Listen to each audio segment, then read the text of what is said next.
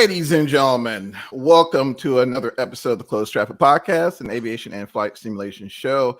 Happy holidays, guys. We are here and lovely, somehow strangely cold in Texas, December. Not sure how that happened. Anywho, got an awesome show lined up. But before we get into that, got to bring in the CTP crew. Ladies and gentlemen, the first host we want to bring in. He's on his first. Looks like he's in front of the computer for the first time in about 6 months after his hiatus. Ladies and gentlemen, Mr. Mike Selman. Mike, say hello to people now. Oh man, bro, you never cease to amaze me with the jokes. What's going on, man? You staying warm down there? Oh man, I'm telling you. So, yeah, I'm not a house shoe type of person, but yeah, definitely got to bring out the Craig slippers today. So I can't for the life of me understand why you keep trying to convince me to move to Texas, and you're dealing with that kind of extreme weather. Man, like you know why? You know why? Because y'all sent the cold weather over here. That's what happened. Y'all sent the cold weather and ruined it for everyone else. Because I don't know, I'm just rambling, guys. But no, we're hanging in there. You know, like I said, Lord willing, the creek don't rise. Hopefully, the heat stays on, and we'll be all set. Hey, Pack Gaming, welcome. Let's go. Absolutely. Another guest, and of course, last and certainly not least, ladies and gentlemen, Mr. Charlie, aka Rip from Yellowstone. Rip hello. What's up? How are you? Oh man, can't call it, brother. Can't call it at all. Yeah, Mike, you keep this weather, bro. Bro, yeah, when we sent it east, it wasn't cold. So man, all I know is it's as cold out here right now as Johnny in that 650 at 43,000 feet. Oh man, it's pretty dang cold. Pretty dang cold, man. Hey, you gotta say what you want about that 650, man. It is a solid offering. We're gonna get into that for sure. We're gonna get in that Vision Jet for sure, Mike. And we're definitely gonna get into well, actually, Charlie, I can't really even pick on you, brother, because you've been sending pretty much everything. Man, if it flies, we sending it. I heard that, man. As long as old Betsy don't crap out on me. Hold on, girl. Hold on, girl. Pull up now. Oh man. But yeah, so glad we're all back together. It's been a while, guys. It's been a lot going on for sure. I know they have I mean, I could have sworn Mike was on the line as many airline flights as he's been taking here lately for work. Man. You know, just give the man a check. Right. Absolutely, right. So, you know, definitely been busy. We definitely want to give a shout out to our Patreon backers as well before we get into it. Thank you guys for keeping us going. Definitely appreciate the support for sure. And but yeah, definitely got a heck of a show. Looking forward to it. And we did get some recent developments here with the Navigraph survey. Gonna be a lot to unpack, guys. So it's gonna be, give me all heads up. It's gonna be the majority of the show. Just give me all the heads up. I mean, I can't see how it won't be, bro. There's so much to unpack here. It's a lot. It's a lot. So we'll actually, it's a PDF here. I need to pull up. Yeah, we'll pull it up. While you're pulling it up, man, we'll certainly set the stage. So I think you all know. For those of us out here, you know, that's in the flight sim world, I think, especially if you're, you know, pretty in tune with it, you all know that Navigraph runs a flight sim community survey. Gosh, I think they've been doing it for the last 4 years now, or so. I think something like that. And you know, it's certainly, you know, as each year goes on, they've certainly gotten a little bit more detailed in some of the questions and some of the topics that they cover. And this year did not disappoint. Bunch of different things to go through. I think obviously, like, one of the things that stand out the most, and I think, you know, one of the ones that we always look towards is to understand what are folks out there flying, right? There's this old adage about, you know, whether or not P3D is better than X-Plane better than P3D. And in 2020, with Microsoft Flight Sim 2020 coming on the scene, is that the sim to trump them all? No pun intended. There's a lot to unpack there, man. You know, we'll let the cat out the bag because there's no secret. 2020, for the second year in a row, of course, continues to lead the pack there, despite some of those hardcore simmers opinions out there as it relates to, you know, the lacking in basic fundamentals such as flight dynamics. But a lot to unpack. I think we'll definitely start with, you know, we'll start with like the target audience. So obviously, Right. you know, as Navigraph goes through this, and they've been able to onboard a bunch of different partners to help them distribute the survey as well. We'll send the link in the chat. You guys can follow along if you want. But you know, they've got folks in there like Aerosoft, you know, Coronado, Phoenix, Fly By Wire, obviously our bros and pals over at FS Elites. You know, Honeycomb, IVAO, Navigraph themselves, obviously, Orbix, Pilot Edge, PMDG, the list goes on. A bunch of these folks were able to represent the survey itself and distribute it amongst the community. And they got a ton of feedback as it relates to some of the topics that they wanted to cover. I think one of the ones we definitely want to cover first is like the survey. I think they call this section the survey respondents by partner. Obviously, Navigraph leads that, but diving deeper into this, we've also got the demographics. I think the interesting thing about the flight sim hobby is like it covers a wide range of demographics, man. Like folks from 3, 4, 5 years old all the way to, you know, folks 80, 85, 90, 95. There's even a 95-year-old out there flight simming, by the way, guys. So there's a ton of different variety as it relates to demographics that are out there pursuing and sort of, you know, participating in the flight sim hobby. But, you know, obviously sort of the center around that demographics age-wise ranges from about 20 to, looking at this survey here, 60. So from ages 20 to 60 is sort of your core audience, which makes sense. You know, that's, you know, on par with what we've seen across the community and in the conversations that we have with folks out there. Country participants, looks like United States led that by far, actually, as it relates to the participants this year, which is interesting. Let me pause there for a second. That is interesting. I didn't see that part. My understanding, you know, sort of some of the things that I've seen across the community is like the flight sim hobby is certainly bigger in the European markets than it is here in the States.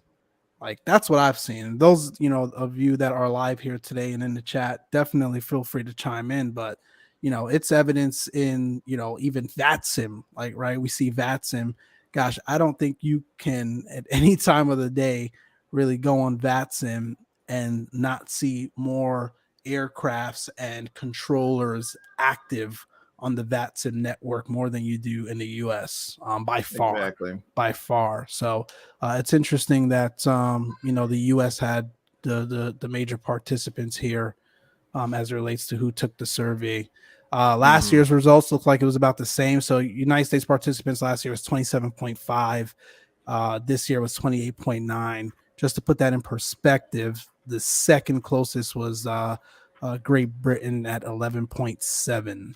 So, and then everything else sort of trickles down from there. I'll pause there for now, man. Any initial thoughts on that from you guys, Johnny, Charlie? No, my question is, I mean, I don't know. Sometimes, and this is really kind of dawned on me, especially from 2021's results. How is this survey truly capturing the majority of the market? I mean, who's actually taking the time to fill this survey out aside from hardcore flight simmers? What do y'all think? Yeah, that's my thing. Because what did it say? I read it was that's a good point. How many participants? Yeah, you're talking about where it breaks down who the actual participants are in relation. Well, yeah. Well, how many actually took the survey? Let me see if I can find it. Oh, the number. Yeah, I've only got the percentage. It's in there somewhere. I see what you're saying. 20. Yeah, because it's, you know, I think if we can answer that, that would give us, you know, it makes it a little easier to quantify. Right.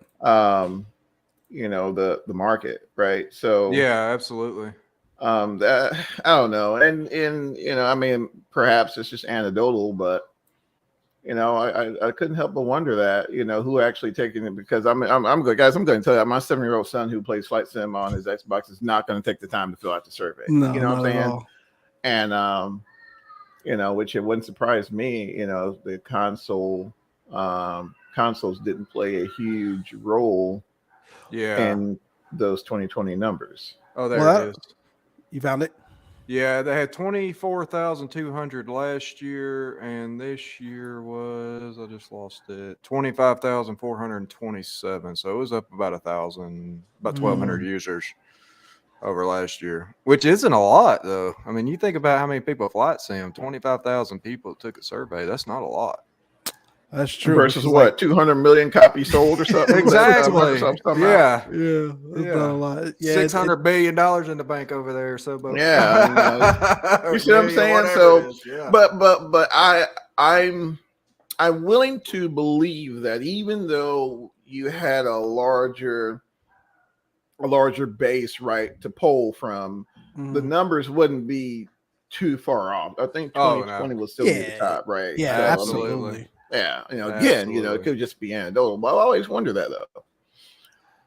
So I think, and Dave, you bring up a good point. We're going to come back to that one in a second for sure, because we're going to dive into each of these sims. You're talking about the flight dynamics in 2020 and how come it trumps all of the sims as it relates to people who are taking the survey and sort of the most copies sold in general. We're gonna hit on each of these sims as we go through the evening here for sure. But definitely want to continue down sort of the demographic breakdown. The interesting thing for me as they move into the relation to aviation section, right? This is now polling the respondents based on the level of pilot license that they hold. And just like in previous years, most of the respondents here don't hold even a student pilot license, which is very interesting to me because it just goes to show you that a lot of the folks here, and it breaks it down even further for those that are simming, if they have any sort of plans to pursue a pilot license. We'll get to that in a second. Taking a discovery flight, right? Man, we're not even 10 minutes in and you start. But no, we're gonna leave that one there, man. That's you are hilarious. That's but no, I'm really glad they actually added that category in there, because there are a lot of folks who are still just kind of on the fence, not 100% sure if they want to make the move. Of course, that's just me, being wacky. But no, Mike, continue. Here's the interesting thing. It inched a little bit higher in comparison to last year as it relates to those that have taken the survey that didn't even hold student pilot's license. So, for example, the response last year for the folks that took the survey is about 74.9%, 75% of the folks taking the survey and involved in the flight sim community or flight sim hobby do not even hold a student pilot license, and 5%, combine all of that, about looks like 7.3% did. This year, it went up to actually almost 9% have at least a student pilot's license, and dropped to about 72.7, 73% had none, which is interesting because it's like, now, I don't know, did that number go up because 2020, the introduction of Flight Sim 2020, Microsoft Flight Sim 2020, has caused folks to go out and pursue a student pilot license?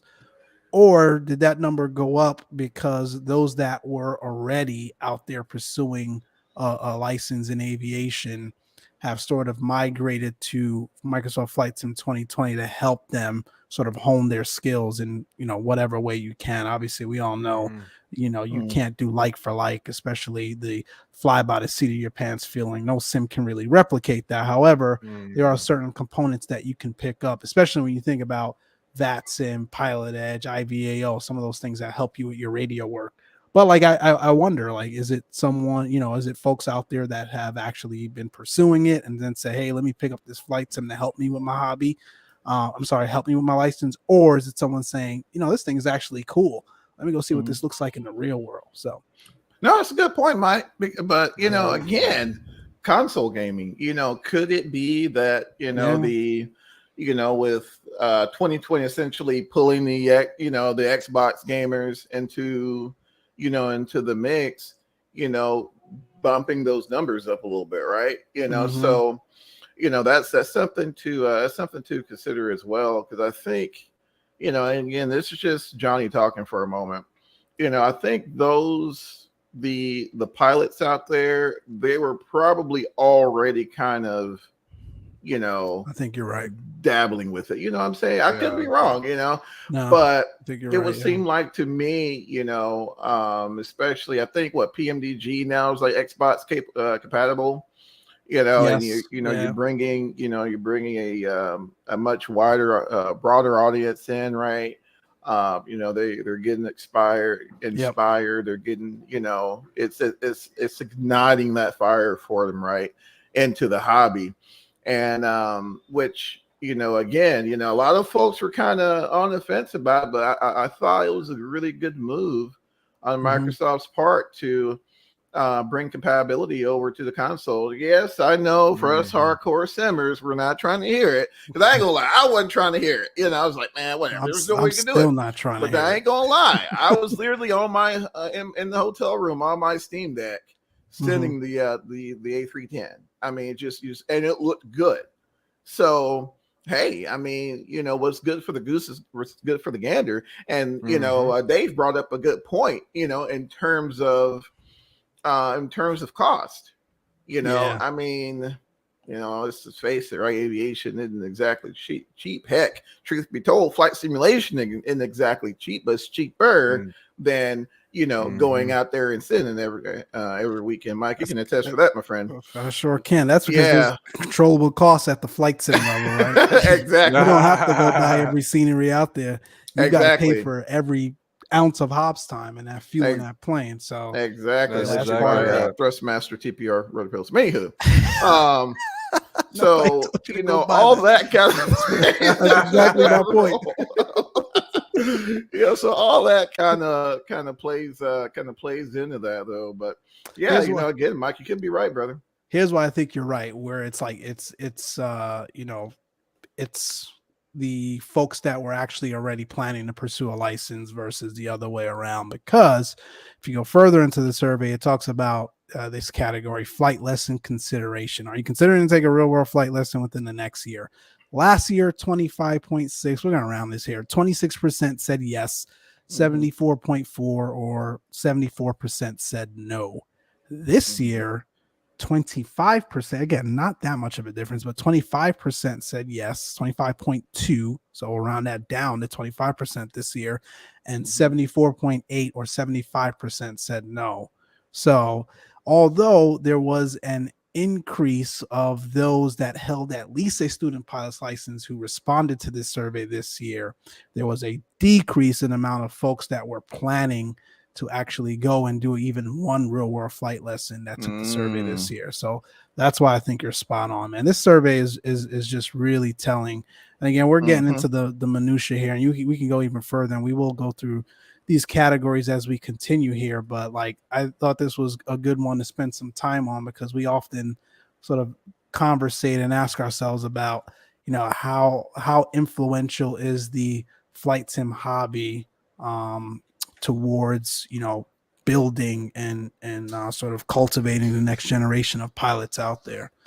Yeah. Right, for sure. Um, Absolutely. Absolutely. And again, and so, guys, I'm always like, lurking in the forums, and just kind of browsing and see what other folks are, what their feelings are on it. And it bugs me, fellas. I'm gonna tell you why it bugs me.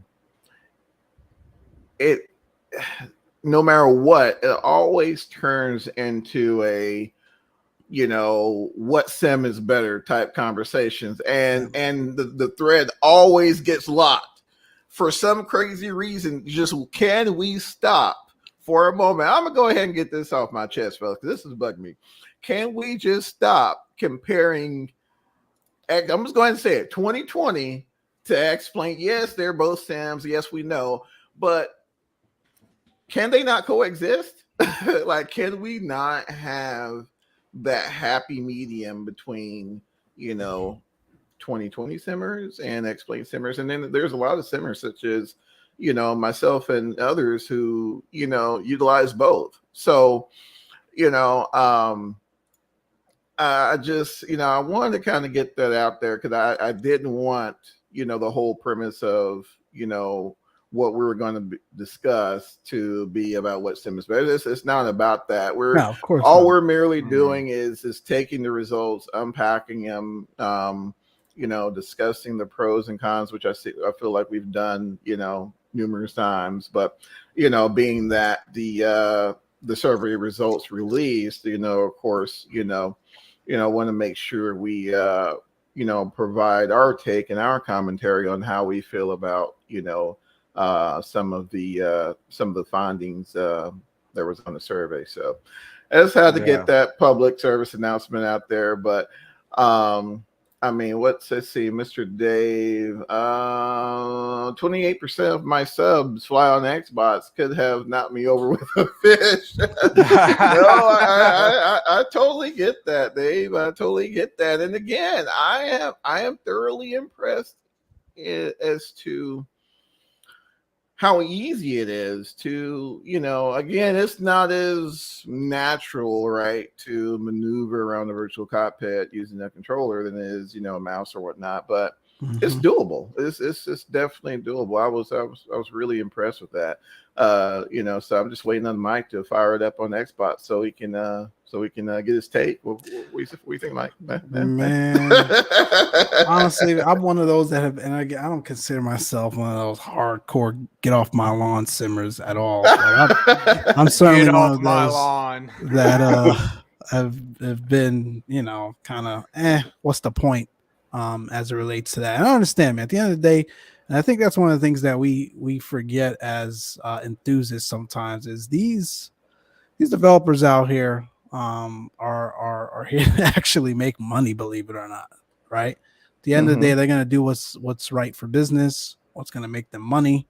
When you consider folks like Microsoft, at the end of the day, flight sim is a small portion of sales that contributes to the overall bottom line. But at the end of the day, they need to contribute, right?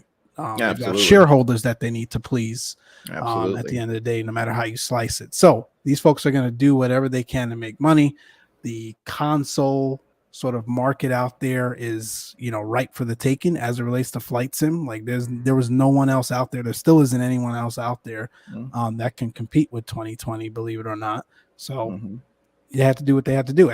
Am I going to go participate in it? Probably not, because to your point, like you just don't get that same level of immersion as you can in the desktop simulation version of it. And they can make it as comparable as they want. It's just, I don't know that it will ever be the same. Now, granted, they are, the same hardware that we have out here that we're using for the desktop computer. They have that now, right, for the consoles to be able to participate in as it relates to flight simming. But I don't know. The desktop for me will always sort of rule that market as it relates to the specific flight sim hobby. So, who uses Dave, a controller most? I know have Honeycomb or Turtle Beach subs. So yeah, exactly. So yep, that's what I was talking about. So Honeycomb and Turtle Beach definitely the market there on the console. So I mean, you can actually, at the end of the day, regardless of what I say, sort of replicate that feeling. You could replicate that level of immersion to an extent. But I don't. So I guess a lot of them have like racing seats and that plugged up. You know what I'm saying? Like a racing type setup with their yokes and stuff. Possibly. Like you imagine the honeycomb sitting in your lap in the chair. Like, I think, man. Truth be told, Charlie, I think a lot of the latest console setups I've seen. See, man, we're old school, so we're used to the console I'm older than residing under the TV. No, it's not like that now. The majority, like for example, my son's setup, it's on their desk, and they have a monitor dedicated solely for the console. That's how they're rocking right now. Okay, so it's not like you're watching cable and then you flip over and play Halo. That's how I got mine. Yeah, that's how I got mine. But we're old, Mike. We're old, man. I mean, you go in there like you're looking for the PC, and no, it's like a Series X or PS5 or something there. So interesting. Yeah. Yeah. So yeah, I mean, it's there. It's in Honeycomb again. In Turtle Beach. They got provisions now, so you can mount your little, your deal there. The Xbox Series X is, mouse capable. So Oh, I didn't know that. yeah. So Wow. Yeah, you can run keyboard and mouse on first person shooters. So I mean, it's Did getting not know that. that line is getting blurred, fellas. Yeah. So Man, you're making me want to go buy an Xbox and try it. man, You don't have an X. Oh, that's right. You use the console. I mean, the yeah, computer. PS5. Yeah. Yeah, until it crashes. But no, they're very capable machines, and I think of course, as time progresses, processing power is going to get smaller, which means they're going to be able to get more and more power in smaller package, and it's going to be at some point it's going to be to a point to where it's like, dang, you can't really tell the difference between a lower entry level PC in the console. So That's what I was about to say. Do you ever see it overtaking it? nah, I don't know, man. I don't think business. I don't think that's good business. No, I don't know. either. I don't think they're going to allow that. No. No. I mean, the only thing that would sway that is because I mean, all your devs would have to convert. Like, man, that'd be crazy. That's the only thing. But from the consumer standpoint, like that's the best avenue as it relates to like the cost factor, right? Yeah. Because to get that level of immersion that you want in 2020, right, and max your settings out, as we call it, man, you've got to get like a $3,500 desktop computer minimum. You'll get a what? I don't even know what consoles run for these days. 500, 600, 7? No, man, like $300-$400. Seriously? Dang, they're that cheap. What about a PS5? Is not $300. No, I thought we were talking about now we're Series talking S or something. Yeah, no, like $500. About all right, so you get a bundle like $499, something like that. Okay, so exactly. So we're talking, a night and day difference to be able to virtually send the same sort of, content. So I don't know. I do want to continue here. Let me see. First of all, those of you just tuning in, we appreciate each and every one of you. This is our year in review show. We're going to hit on the flight sim topics first. We're then going to talk about some of the real world aviation stuff. We've got some of the actually, we have I'm here tracking his flight, so we may have a special guest joining us. So those of you that are, regulars of the Closed Traffic podcast, you all know Captain Robert, who flies for our good buddies over at Spirit. No secrets there. I think the last time we had him on, he was going through his captain upgrade.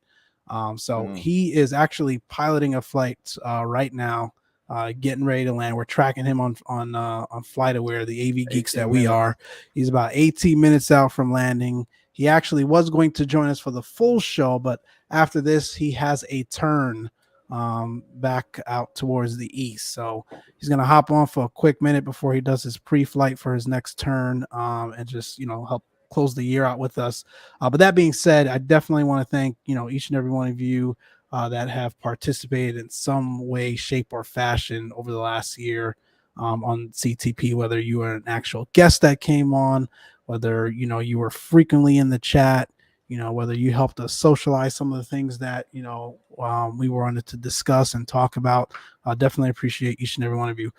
Let's continue on here. What did they say during GPU show? I advise people just buy an Xbox or console. Yeah, exactly. Exactly. 4K 60 FPS. Yeah, and that's what I mean. Like, it benefits the consumer at the end of the day. Yeah. But heck, it's still going on. You can't get GPUs. Is it still bad out there like that, man? Yeah, well, there's no 4090s and nobody wants 3060s and stuff like that, but you can't get like the higher end stuff like 4090s. Like wow, that's crazy. Pretty difficult. And then if you can, I mean, it's like $1,500. And I'm just, oh my goodness. Yeah, and you gotta have like 10 million watts of power to run the dang thing because they're drawing like 500 watts or whatever. It's ridiculous.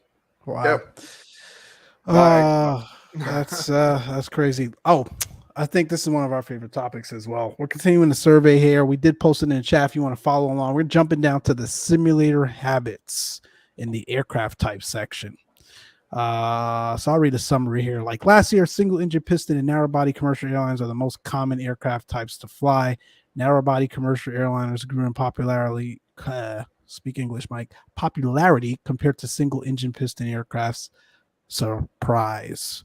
Drones and gliders are the least popular types to fly. Yeah, result consistent with last year's survey results. So essentially what they're saying here is another year of narrow body and wide body commercial airliners leading the pack as it relates to who's flying what in across these flight sims, which I think we've talked about this for quite some time on various different shows. That's not going to change. I think No. At the end of the day, it's certainly contrary and backwards when you consider like the aviation journey out in the real world, right? You don't go get your student pilot's license and jump in a 737, right? You start with a single engine aircraft and sort of work your way up. But I think what we've come to realize is folks, when they get in this, awesome, Dave, man, this guy's on a roll. Mr. Dave, he is on a roll. Oh, Mr. Dave. Oh, man. I think what we've come to realize is folks are going to fly what they are most familiar with. Mm-hmm. For example, there are thousands, if probably millions of people that spend, weeks upon weeks flying on an airline, right? Whether they're doing it for work, vacation, whatever it is, but will go their entire lives and never step foot in a single engine piston aircraft. And again, like it's so contrary because like that's where the aviation journey begins.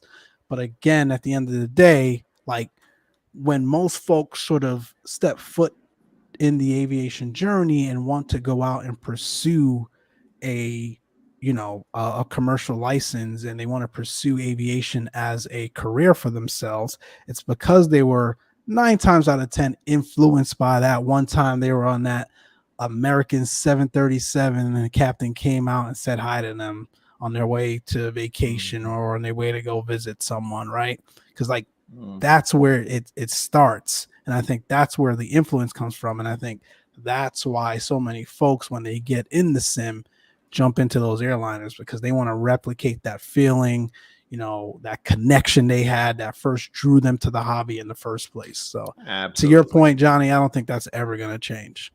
Mm-mm. No. But what's however, I'm sorry. No, you're fine. I was just going to say, and looking at the results of the survey, it's close between single engine piston and aerobatics. Yeah, it's really close. Aerobatics. Yeah, because on the flip side of that, Mike, aerobatics, single, there's single aerobatic. Yeah.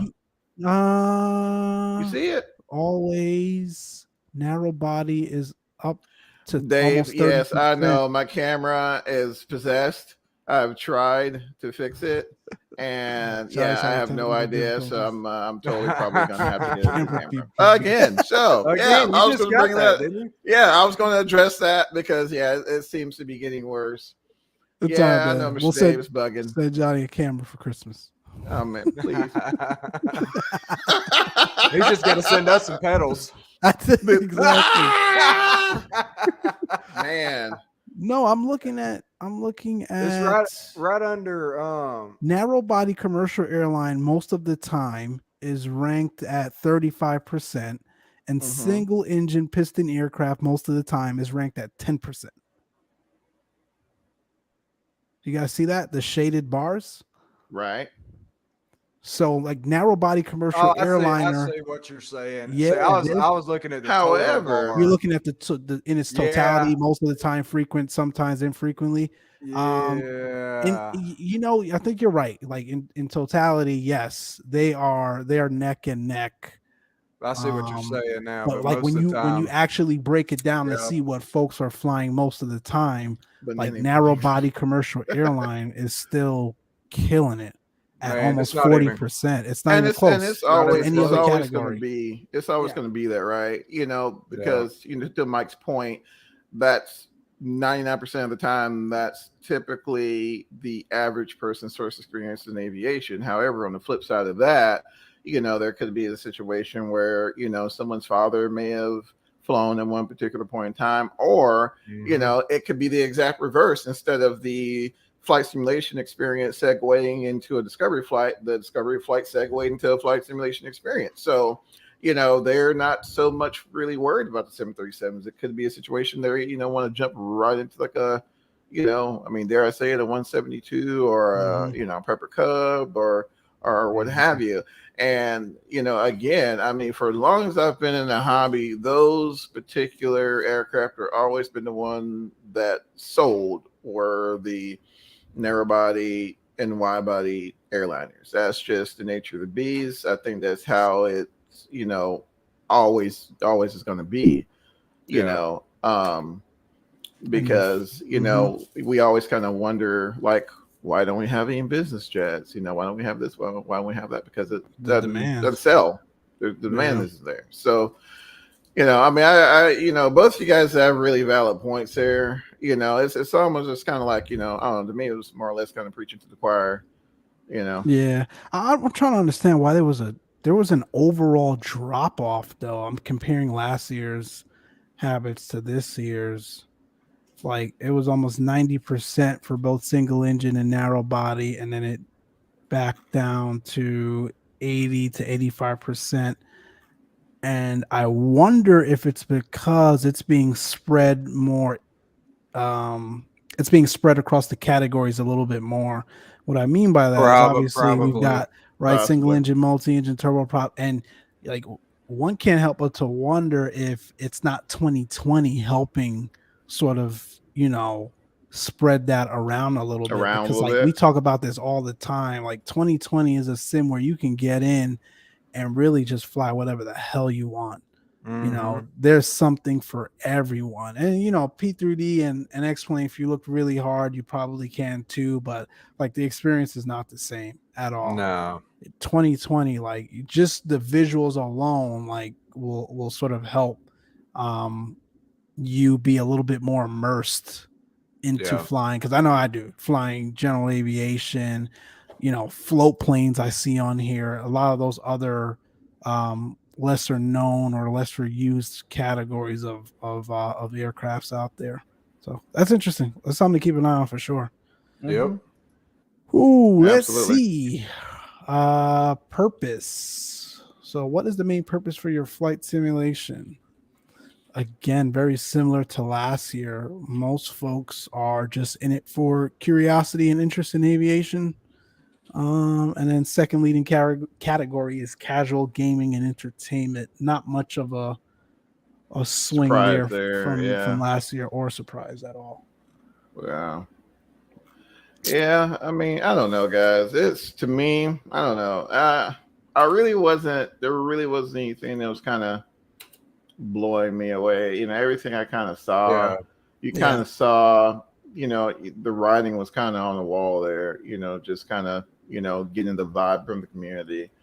But, one thing I will say is that it is my personal opinion that I think with the inception of Microsoft Flight Simulator 2020, I don't think a lot of the other competitor, I guess you can call them competitor flight simulators, will even be where they're at now had it not been for that. Yeah, I'm just saying. They've certainly put some fire under them, whether they want to admit to it or not. I'm not going to name names, but we know who we're talking about. They certainly lit some fire under them. I definitely want to dive into some of these sims and some of these specific aircrafts within these sims in a bit here. But continue on the survey. Here's another interesting one. And another one that's like sort of backwards when you consider the aviation journey in real world, if you're pursuing that. Flight rules.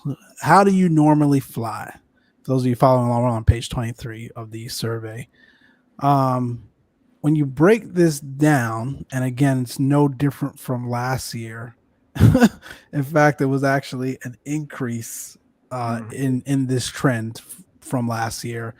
53% of the people are flying IFR, and most of the time, and 15% are flying VFR most of the time. Overall, IFR leads the entire category. So VFR, IFR, combat, aerobatics, casually without rules is the categories that we're talking about here. IFR is, what do you call that, about 93% of the time. And VFR is about 90. But like, again, when you hone in and break it down a little bit, most of the time folks are flying IFR versus VFR. And I think it's pretty funny because again, you start with VFR and then you transition to IFR. And I'll be the first to admit, man, like it's interesting that like folks can go in the sim and copy an IFR clearance and fly an IFR flight plan, probably to the T.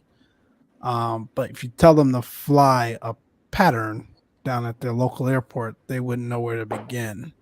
I was one of them, so I'm not bashing anyone. Like, I'll certainly admit I was one of them. But it's interesting because like it should be the opposite, right? Like, you start with understanding the basic VFR rules of aviation, and then you work your way over to IFR. But again, when you consider like what we talked about, most folks are going to relate to what they see on an everyday basis and what they've been able to, what they've been exposed to. And most of the time it's IFR. I mean, at the end of the day, no matter how you boil it down, those are the cooler planes to fly, right? Hopping in a 737, picking up clearance at Kennedy and flying to Miami, like, is, for most people in this hobby, is a lot better than grabbing the 172 and doing pattern work down at your local airport. But again, I think that's also one of those trends that we won't see bucking the other direction at all. No, it'll always be IFR. Yeah. Because Dave made the point right there. They choose IFR. They choose IFR. Yep. That way the plane can fly itself. I mean, you could throw autopilot on VFR as well. You could. I think to your point, Dave, and your point, Charlie, like, and Johnny, keep me honest here, man. There are certain components of VFR, like, where you've got to work harder than if you're on an instrument flight rule plan. Like, air traffic control, when you're on an IFR flight plan, for the most part, you still got to do your due diligence and look out for traffic, right? Still do your scans. Mm-hmm. But for the most part, they're looking out for you, right? They're telling you where to go, when to do it, when to descend, what runway to plan for, giving you all the things that you need at your fingertips to help you make, again, to a degree, like, there's still a lot of work that you have to do yourself, but giving you those things that you need to do and to be cognizant of to ensure that flight is successful, right? It's usually pretty much put in a package for you.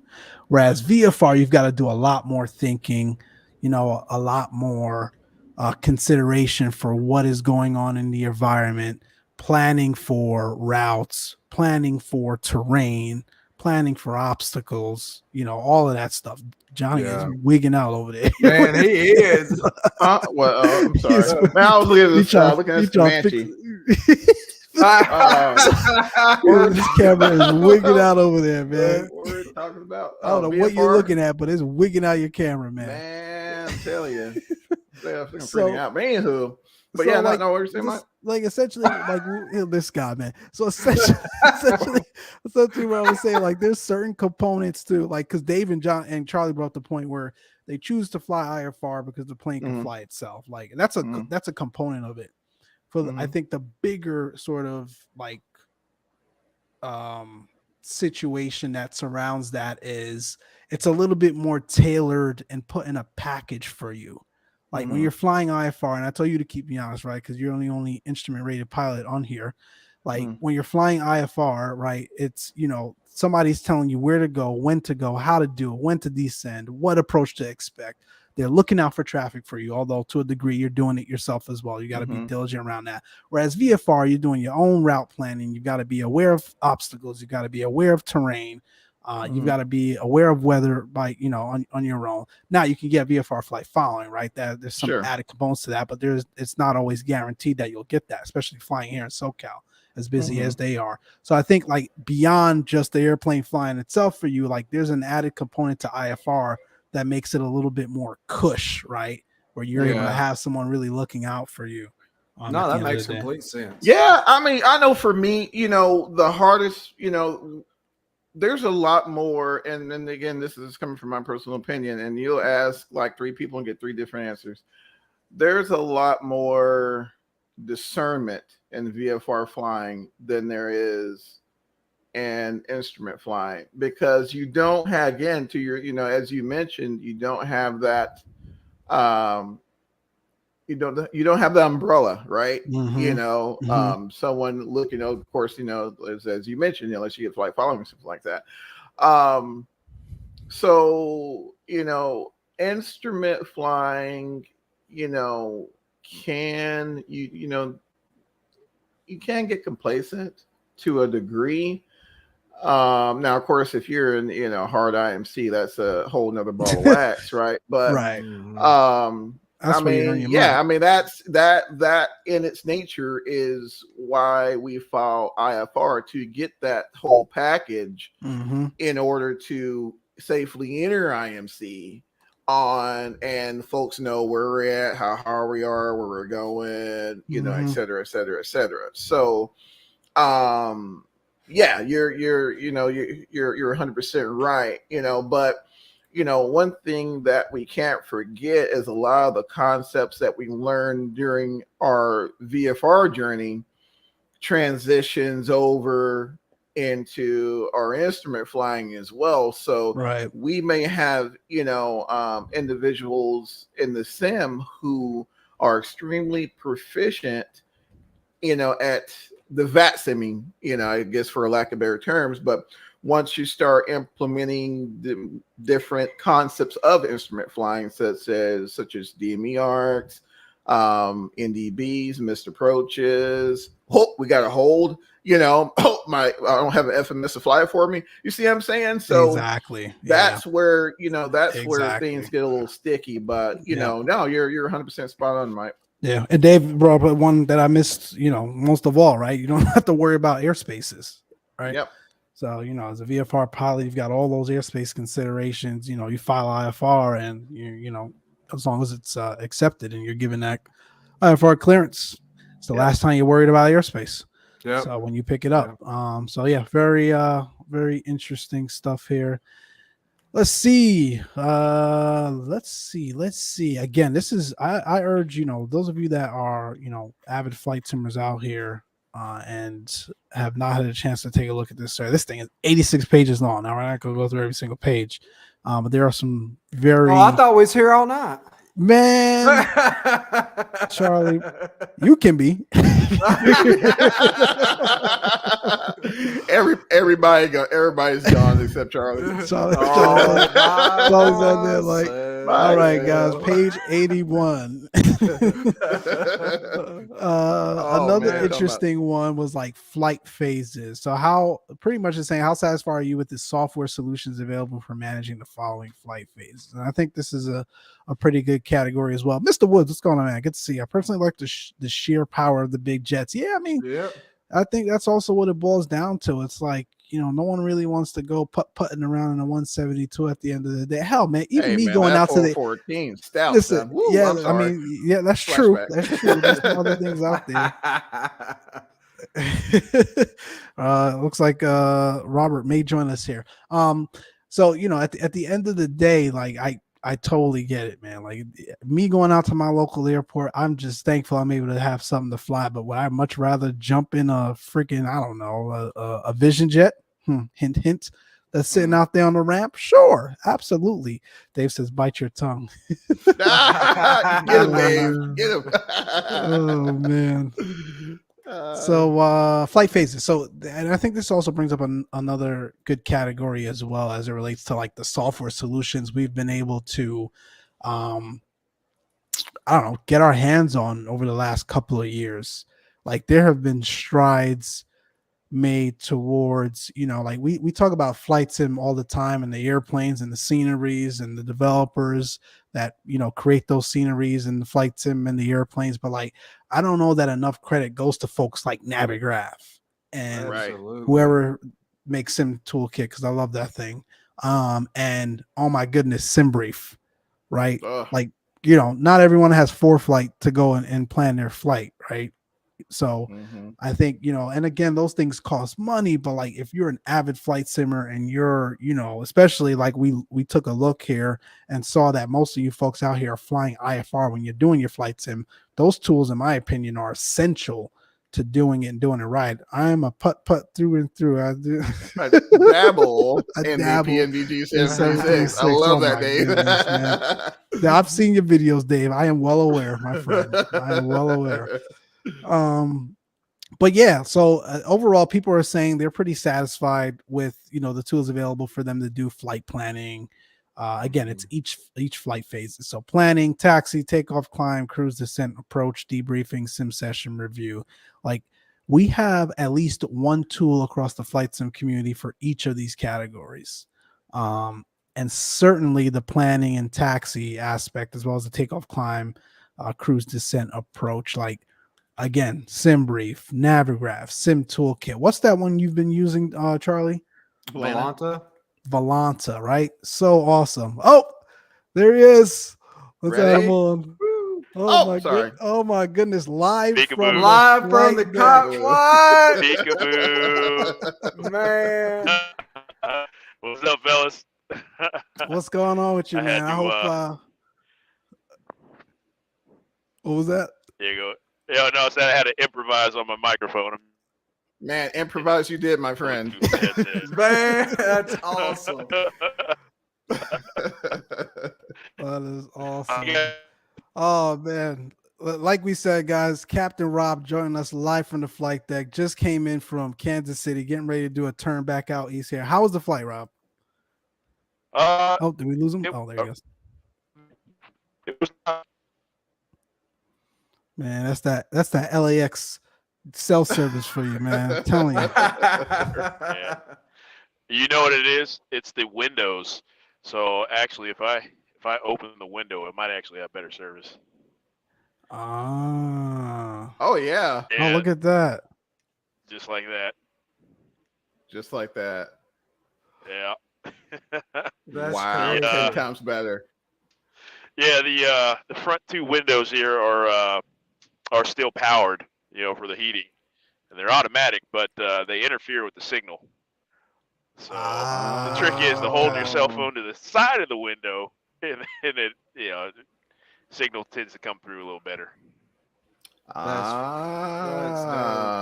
awesome. But yeah, Rob. To go back to what I think before that cursed the window got in our way. How was the flight? Yeah, it was not bad. We were 30 minutes early, and I thought it was going to be a little rougher ride, but the winds calmed down from the winter storm Elliott. It's very interesting to see the entire Midwest covered in white powdery stuff. I hear you, man. We were watching you on FlightAware, man. You were hauling across the Midwest coming in Yes. LA, man. Yes, sir. He said I had to make Close Traffic podcast. Cost index be damned. I'm getting on that show. We're getting there today. I had to catch the trimmings, the backside of it. So, you got to make the people happy. They always love when you get in significantly early. We sure do, man. We I know appreciate I do. you. We saw you hauling, and then we saw as soon as you got into with LA Center, they slowed you up a bit. Oh, there it went. Oh, did we lose him? Yep, there it went. There he is. There he is. Goes. Yay, T-Mobile.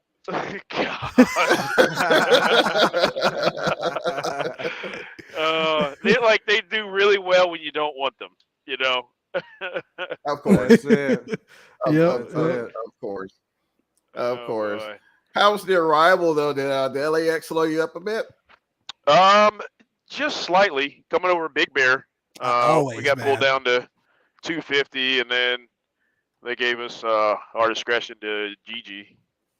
But yeah, not too bad. Hey, you you really don't want to be doing 300 knots over Ontario. It's all downhill from there. It's all downhill, man. Like even in the sim, especially in that bus, man, like it is really downhill and it's hard to slow up sometimes. Oh yeah, yeah. I've seen it. Loop around. Try to avoid that one if you can, but hey, mistakes happen. Yeah, I hear you, man. Sure. Captain Rob, we know you don't have a ton of time, man. We wanted to, first of all, thank you. This is like your third appearance this year on our show, so we appreciate you certainly for taking the time to check in with us, checking with the audience. Last time we had you on, you were just finishing up your transition, over to the left seat there. So want to take some time to ask you, how that experience has been. What have you learned? Are you enjoying it? It looks like you are.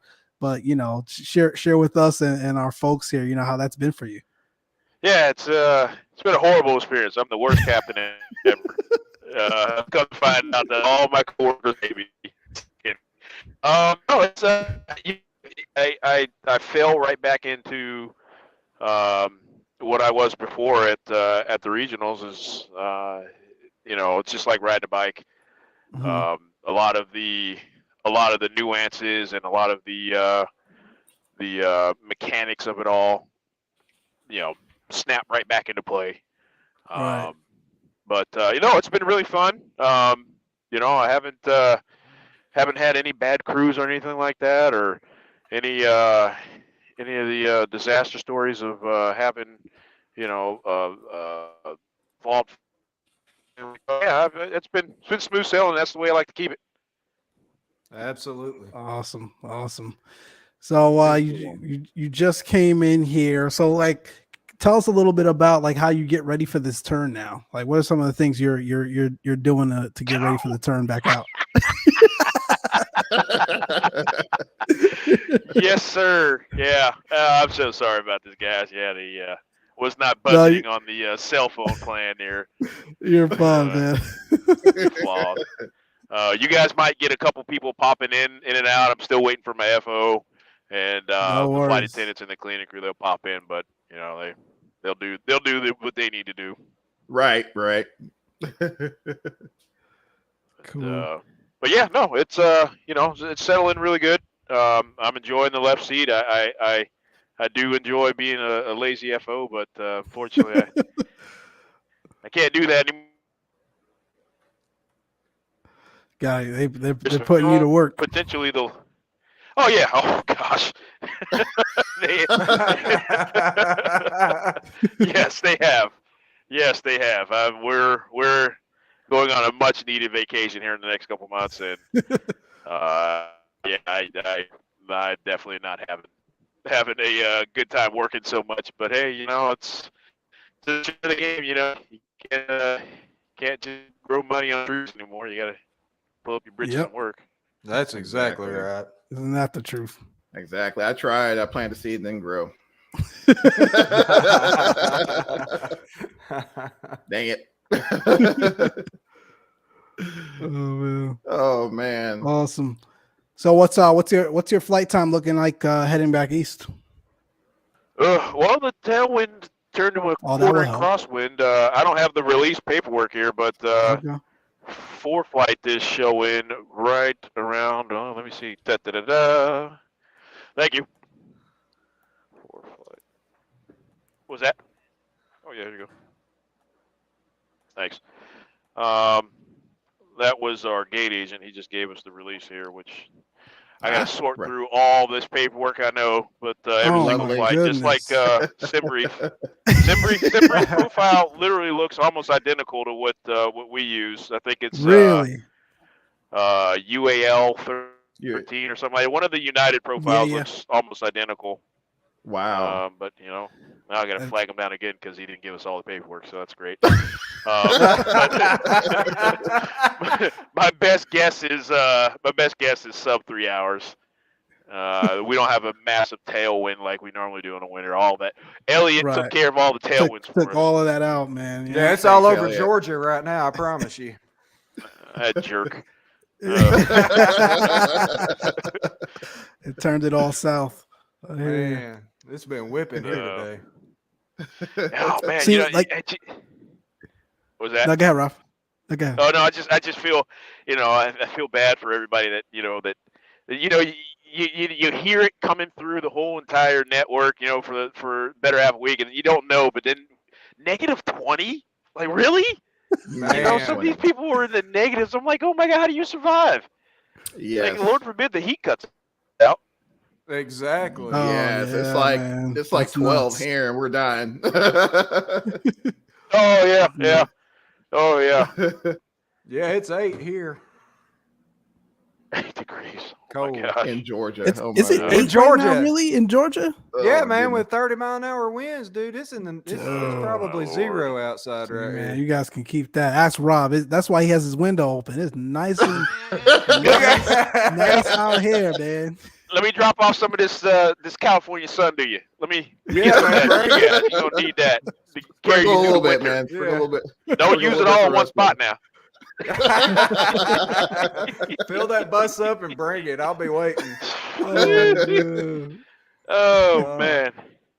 Rob, before you Yeah. got on, man, we were going through the Navigraph survey. -1 by Fabian. Jeez, you Midwest Ooh. folks, man. Man. Oh, my. That's why Mick Salmon left New York. Drew already knows, man. I was Yeah. SoCal was calling me. So we were going through the Navigraph survey, and again, Captain Rob is, you know, for those that are not familiar, he's one that is an avid flight simmer and definitely an advocate for flight simming and how it can help you with your flight training and help you progress towards your career. So Rob, we were going through the Navigraph survey and, you know, taking a look at some of the things here, the categories that talked about, you know, what folks are flying, how they're flying it, when they're flying it. And some of the interesting things that, you know, we took a look at was like the trend towards, you know, folks flying, you know, the continued trends, I should say, flying airliners and, you know, wide body jets versus your typical GA aircrafts. And we were talking about like how that's almost backwards to you know, and contrary to the aviation journey, right? Like you start with single engine piston aircrafts, not 737s. But like, what's your take on that, man?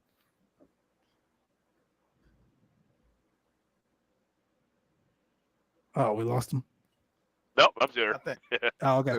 there's Did you like- have a perspective on that? Like, how did you, like, when you got into flight simming, like, did you jump straight into a regional jet or a wide body jet or narrow body jet, or did you, you know, get in a 172 and work on your pattern work? Yeah, it was pure 172. I remember working on the ramp, and I remember carrying my laptop with me and my stick, and you didn't have a whole plethora of airliners.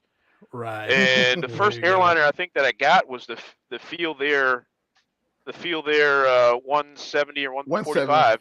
145. Yep. 145. Oh, wow. Yeah, the 145. I was like, yeah, but that was the first airliner I got, and I was like, yes, I'm in there. And after that, you know, and then I got, you know, more fluent in my aviation, and you know, after that, I never really turned back. In fact, last time I'd flown a Feel Their product had been like a decade ago. Like a decade ago. Yeah, that's pretty mad. Yeah, I mean, Yeah. it's been forever, but yeah, I mean, you guys are right that, you know, it's a double-edged sword. You know, heck, we've gotten so far in technology. Mhm. With, you know, 2020, right out the gate, it looks great compared to, you know, what we had. MFS 95 or 98 was like, whoa, is that a tree or is that a building? I don't. Can't be a runway. So,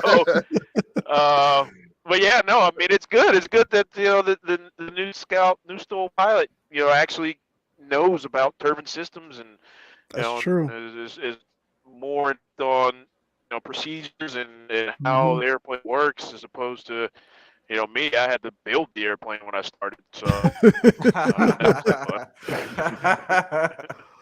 Yeah, man, it's like it's interesting. And Rob, please let us know when you've got to go, man. Work first for sure. Oh yeah, no. When the people start coming in multitudes, yeah, that would be. That's our cue. Gotcha. That's your cue. Because we know we'll keep you here all night, man. And, Yeah, and, dude. and It only the really passengers takes. will be mad at Closed Traffic Podcast. Well, you know, it only takes like 20 minutes to get this thing up in the air, from gate to pushback to everything else that we have to run. You can turn an Airbus, and even 737 really, really quick. Southwest does a really good job of it. Southwest does it all the time. But yeah, it's just shout out to Ern. Shout out to Ern. Those aircrafts are not making any money on the ramp, man. At all, Yeah, bro. no, ain't that the truth? Gosh, what the heck was I gonna say? Oh yeah, speaking of like, and Charlie, Johnny, I mean, like, feel free to jump in. Like, don't let me steal all of. No, you're doing a heck of a job. I'm just admiring Mr. Rob. I'm excited to get him here lobbing it. Like, who does this, man? This is awesome. So,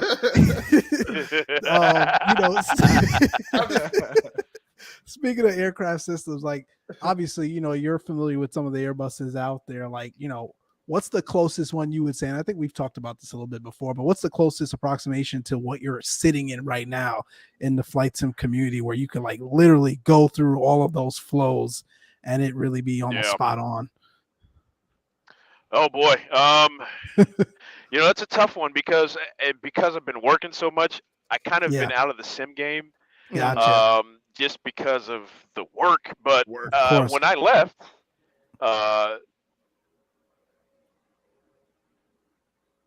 by far one of the better sims, trumping out P3D's Flight Factor, and from what the guys are saying right now that are flying it does a really, really good job. The Phoenix. The Phoenix, yeah. Yeah. Yeah. And I have yet to pull out of the hangar this year. That when I get all my setup straightened out when I get back home, that's definitely one of the things that I'll be trying out, because as of lately everybody said, hey, you got to check it out, and I'm like, all right, well, I know V1 does everything and everybody else does everything, so I kind of take their word for it. I'm like, all right, well, all right. This guy's flying Airbus for real life. I don't Yeah, I mean, if your fellow colleagues are telling you it's spot on, man, it's solid. It's solid. So I took the word for it. It's just one of the things with the Neo, and I know everybody's waiting for the Neo to come out. I'm not in a Neo today. I'm in a Classic, but it's got a different blend rate, and so when you pitch up and you get from you're getting somewhere around the 100 to 200 foot range. A lot of people pull the stick back, and the blend mode triggers a little bit faster than the Classics, and so it has this weird pitch up. And so in the sim, you notice it, but you don't notice it very well. And so the only reason why you do notice it in real life is because you feel the G's. Right. And so I think that they're still on that gap where people are flying the airplane and they're like, why is it doing this? Why is it doing this? It's like, well, it does this in real life, and they have it recorded in real life. It's just because we can't feel it. So maybe those force feedback guys might have a better understanding or a better sense of a lot of the things and the nuances that Airbus has in the sim retrospect. Right. No, that makes a ton of sense, man. It's from what I understand, it's scary how close. It's great, but also scary how close these guys have gotten to replicating some of these real world airliners out there. I think it's pretty awesome. Yeah. I think it's also helping shape the next generation of pilots, man. Like, to your point earlier, folks aren't going in, quote unquote blind, right, with no knowledge or at least a conceptual level of understanding on how an Airbus or a Boeing, and more specifically how an A320 series or how 737 series actually operates and functions, which I think is pretty cool. Yeah. Absolutely, because I'll tell you what, gentlemen. I'm sorry, I totally went to grab me another drink, but I would have killed back in like FS95, FS98 to have this level of knowledge being, being readily available. When I was, working on my instrument, my commercial, all this knowledge being readily available. I mean, it's just, And you can see it from the caliber of aviators as they're coming out of these training programs now. It's absolutely amazing. There's a couple of YouTubers I follow, and I followed him from when he jumped into 145, and I think he's in a 767 now, and he's just now knocking on 30. You know, so it's just crazy. Yep. Heck, we've got one here, and I don't know if Fabian's still around, man. You know, we've had Fabian on a few times this year as well. Fabian's got every ticket in the book, including an AMP, man. That guy is just remarkable. I don't know how he has the time to do it, but you know, definitely, you know, Fabian has told us about, you know, how some of the materials and the software and some of those things that are out here today, you know, has helped him propel sort of his career, you know, towards commercial aviation as well. So it's pretty outstanding. It's pretty outstanding for sure. I definitely think it would have reshaped the industry. Like if in our generation, if it was detailed as 2020 or even P3D or X-Plane 12 for that matter, if we had that a decade ago, I wonder how many people would have captured into aviation. You know, we might not have had that problem. Yeah. Nah, you're spot on. They've got the opportunity now, though, man. Like, you know, sky's the limit for sure. Yep. Oh yeah, definitely. There's you know, I saw JetBlue has VR now, or Alaska has VR in their training platform, and I didn't know it's that. only a matter of time. It's only a matter of time to where and you know, I'm a heavy VR user. I use it. Man, I think VR is great. Just the tactile feedback, you know, I'll reset the ADIRs here for a second, but just having, you see my head and what it does, you know, I actually can move stuff in my seating position. I can do things as I'm working at home, and to replicate just having that muscle memory is golden. And to be able to do that in the initial stages of the training to help, you know, expedite the training, I think that's a genius. Gold. But you know, sticking you know, LCD screens a quarter of an inch from your eyeballs, you know, for however many hours of doing training, I have no clue. But yeah, I mean, you know, VR in the training department, wow. I mean, wow. Yeah, that's awesome. Who knows what they're going to do next? Well, in the long run, it saves you money in training. Exactly, I mean, and that's the key. and Fabian just hit on that because, you know, I also forgot Fabian's a CFI as well. He goes, I agree with all the resources out there. It just makes it easier to succeed in the aviation industry.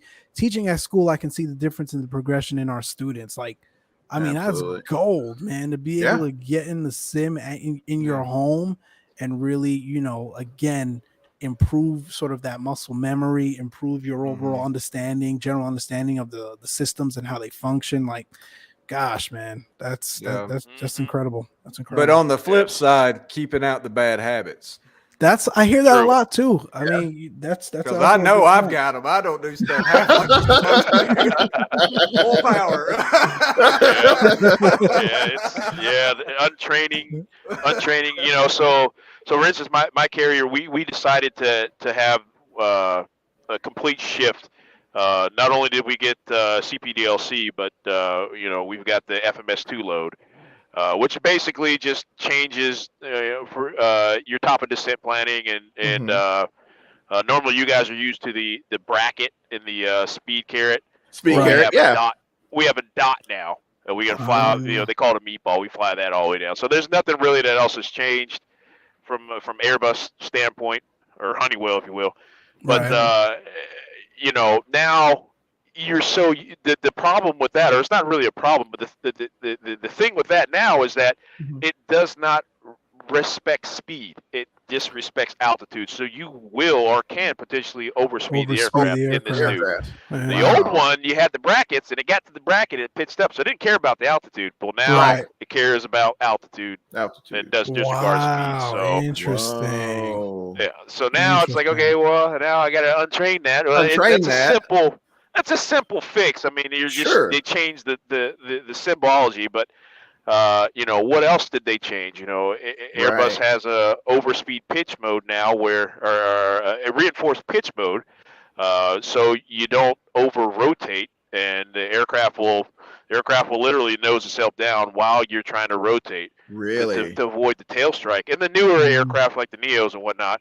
Right. Mhm. So now you got to remember that. It's like, okay, well, I don't want to strike the tail, but there is a software system on board now that helps mitigate from striking that tail, and it'll go into Right. effect. Now, I've never experienced it, and I have no clue what it feels like, nor do I want Nor to. do you plan to. Don't want Exactly. to. But I just have to cognizantly know For the that record. that's there. I read it somewhere. Oh, man. Right. Yeah, so that's just like the nuances, and the CPDLC, which is absolutely fantastic. I love the fact that and here's a true testament, right? Mhm. I knew how to work the CPDLC from the Flybyer guy before I knew how to do it. Mhm. See? Wow. Yep. It was so intuitive for me to get in from the Flywire guys from the Yep. CPLC because other countries have it. That when we Right. got it Mhm. and I'm starting to work it, I'm like, wait a minute, this is how. This is, Like cool. what? It looks just like it. Why didn't we have this Yeah. before? Why didn't we start off this way? Come on. Yeah. Yeah, So, man. like, as you're So- sitting there now, you'll get your clearance to turn back via CDPLC from clearance delivery. Unfortunately, this plane does not have it. So we're doing it old school, which Old is school. which is ACARS. The printer, Right. which the old printer. which we'll get through that here. It does really good with the thermal, Yeah. with the thermal printout. But yeah, we do it old Still- school, and Still newer than calling it in. Wait, whew, bingo. That manual labor though.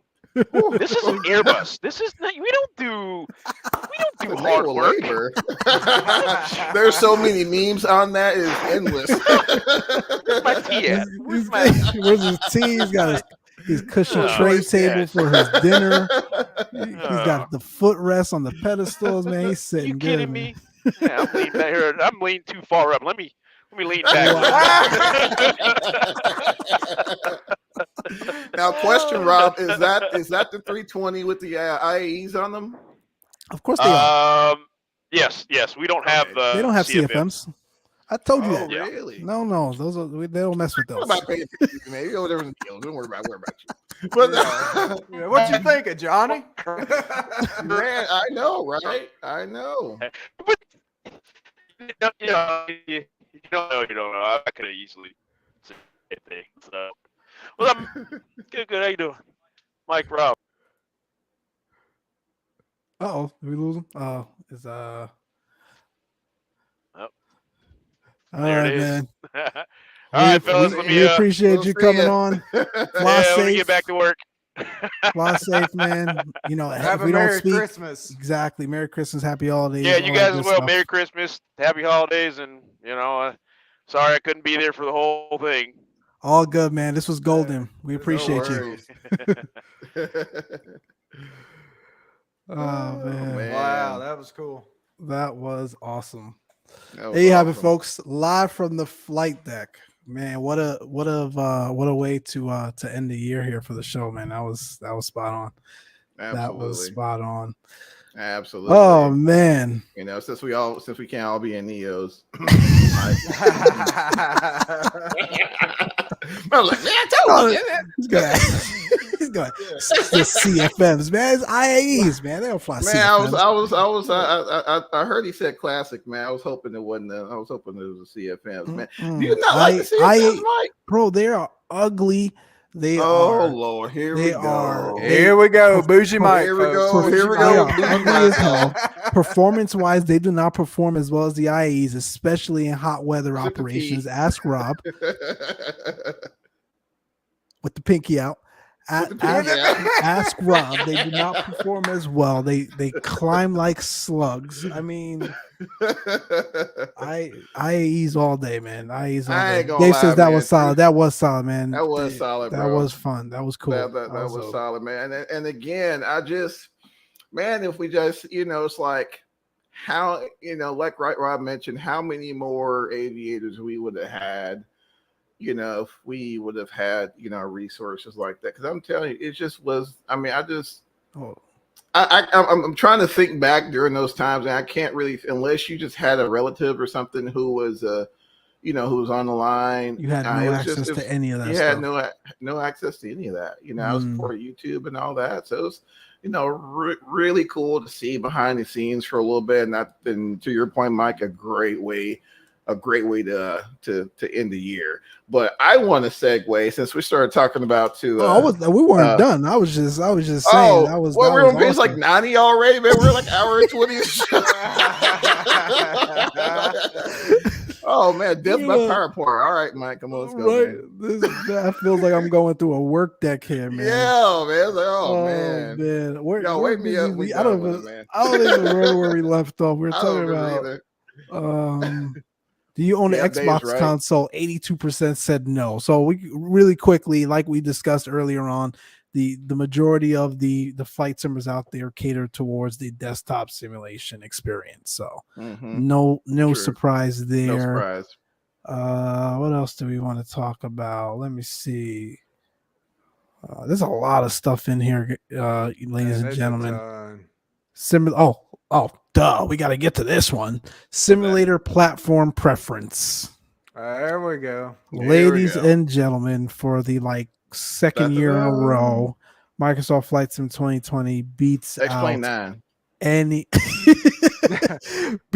any other flight sim, and it's not even close. Hey, fam, but hey, did you look at that? There's folks still sending in 2002. I get it. I'm not saying those are dead. And if you want to call one person flying the platform alive, sure. Yeah, but it's clear here, man. It's not even close. Microsoft Flight Sim 2020, 80% of the correspondents are utilizing that platform as their sim, as their core simulator. Obviously, behind that is X-Plane 1150 Plus. Here's the interesting thing. Not many people have, not many people. I would think by now, most folks would have migrated to X-Plane 12, but not with the beta.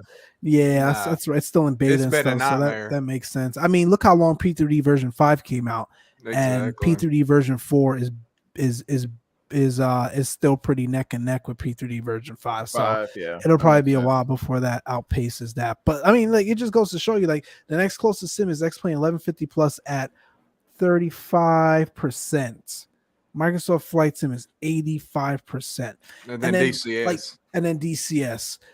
And you can't add, because what a lot of people will say is it's all the fair weather folks that have jumped on the flight simming that's pushing that number up. And I will say that's not the case, because a fair weather person, like we discussed earlier on, is not going to take the time to go through this survey. No. They're not. Well, here it can kind of disapprove that is if you look at X-Plane Mobile, has actually got more users than 2020 on Xbox. Yeah, that's true. Exactly. There you go. Yep. That blew me away when I saw that. That's the first thing I saw. I was like, that's crazy that there's more people on X-Plane Mobile than it console of 2020. The regression too, is crazy, because again, you still have a lot of folks in the X-Plane is better than Flight Sim 2020 cam. And I know this is contrary to how we started the show, and Johnny said, hey, let's just stop comparing them. But it's data that we're going through right now. That's all. Yeah.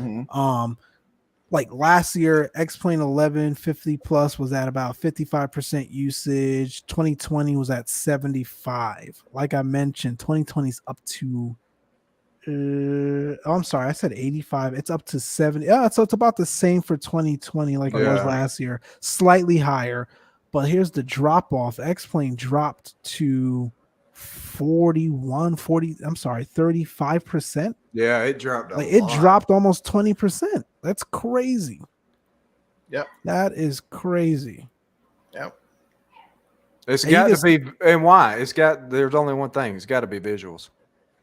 Bro, I as I sit here For sure. today, and probably one of the most hardcore flight simmers out there, right? Where they put us in the camp of we don't really care about visuals, we care more about flight dynamics, blah blah blah blah blah. No, one of the core reasons, and I know we joke offline about this all the time, why I haven't installed X-Plane 12 yet is Still as waiting. much as they have improved the visuals. Don't get me wrong; it is night and day, leaps and bounds better than the previous generations of X-Plane. It's still not 2020. Man, it ain't close. It's not even close. Well, and then again, but at the same time, I don't think it's meant to be. Yeah. Like No, 2020. agreed. It boils down to this What is the because experience you're trying to achieve? Exactly. Yeah. But even when let's just talk flight dynamics for a moment. You can have 3 equally rated pilots and flying the same exact sim, and their experiences will be totally different. Everyone's perception and how everyone's body perceives motion and flight dynamics and how how their brain works is totally different. But I think where folks kind of get it I guess misconstrued per se is that that's X-Plane's sole goal is to capture the market. I just don't think I don't think that's Austin's mindset. I think he's after a different market. I mean, there's no you can't compete with Microsoft's budget. Now, saying that, there's absolutely, I think 2020 is great. Mike knows it. Heck, I just sent it today. There's a lot of great things. Absolutely. There's a lot of great things about 2020. That's just like, they put DCS, in the same simulator category. And I don't even think that's accurate because, DCS is probably the best looking military flight simulation software out there. Hands down. You're not touching it. Even 2020. Don't even care. True. Not touching it. People try military aircraft and it's like, oh dang, let me just go jump into DCS, and then they don't look back. I mean, it's like that. So, I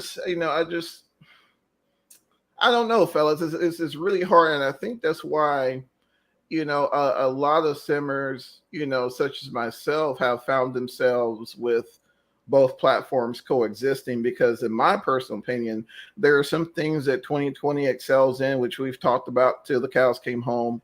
Well, way better than X-Plane 12, but at the same time, there's things that X-Plane 12 does well that 2020 hasn't quite gotten there yet. So, that's and that's that typically what happens in the forums. Like it, you're going through the data, and of course, Mike 2020 is hot. There's, Mike said it earlier, you can fly any dang thing you want, so of course it's going to be the forerunner, in the market. That's why Microsoft invested the money that they did to get it to that point for as long as they see fit. Yeah. But, with that being said, a lot of the X-Plane users that I've seen or have been X-Plane users for decades, and then there's something particular about X-Plane, or there's something particular about P3D that they like, that they find that they can't get on another platform. Yeah. Yep. Spot on, man. You're spot on. And Dave, Dave says what really helped essentially what he's saying, what helped with the pickup of the 2020 adoption PMDG, was PMDG, Milvis, Phoenix, all those coming to 2020. You're spot on. And I think like it's going to continue to trend higher.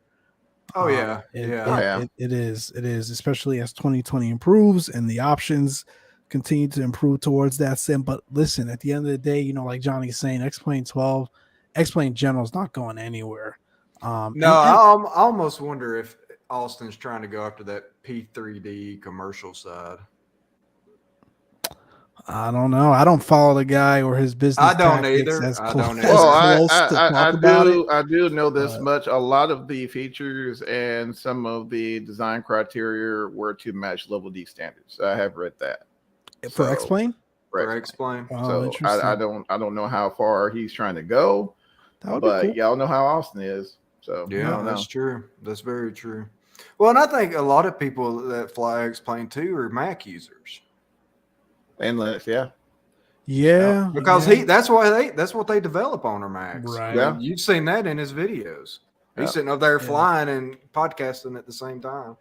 So, Yeah, and Linux. So, but yeah, then Linux too. Yeah. you got other platforms out there as well, like Aerofly. I haven't Mhm. personally tried. I've been needing to, just to say I've tried it.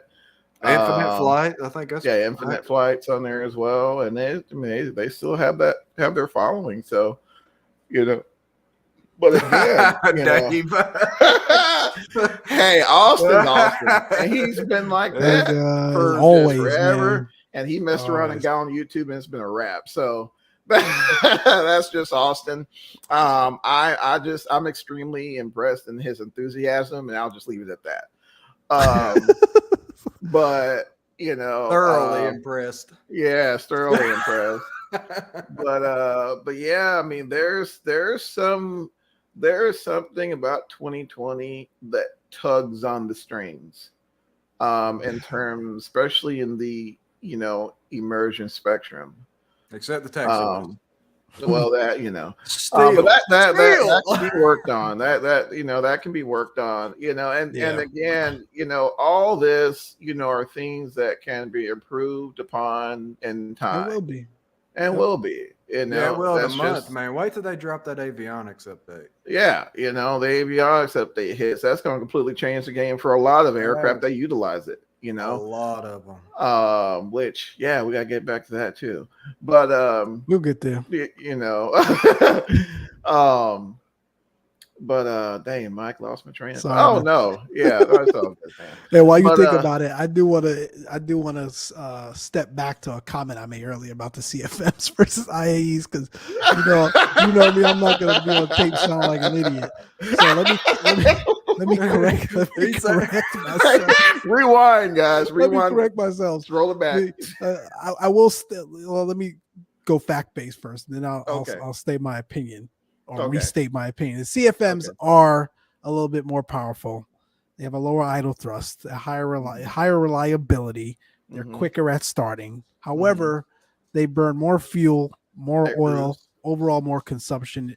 Fuel and oil consumption in general. The V2500s, which are the IAEs, are more fuel efficient, oil efficient, etc. And overall have a lower cost of operating than your CFMs. And I stand by this; they still look a lot better. But that whole hey, they perform better in hot weather. Yeah, no, that's the CFMs. Not the IAEs. Hey, what's the? I do want to go on record. I do want to go on record and correct myself. But yes, the IAEs are gorgeous and obviously cost less to operate, but CFMs are a little bit more powerful. Anyways, but no, to your point, Mike, I guess that's why you still see a lot of Airbus. I was going to say Airbuses, but I don't know if that's plural. Anyway, a lot of aircraft still equipped with those engines.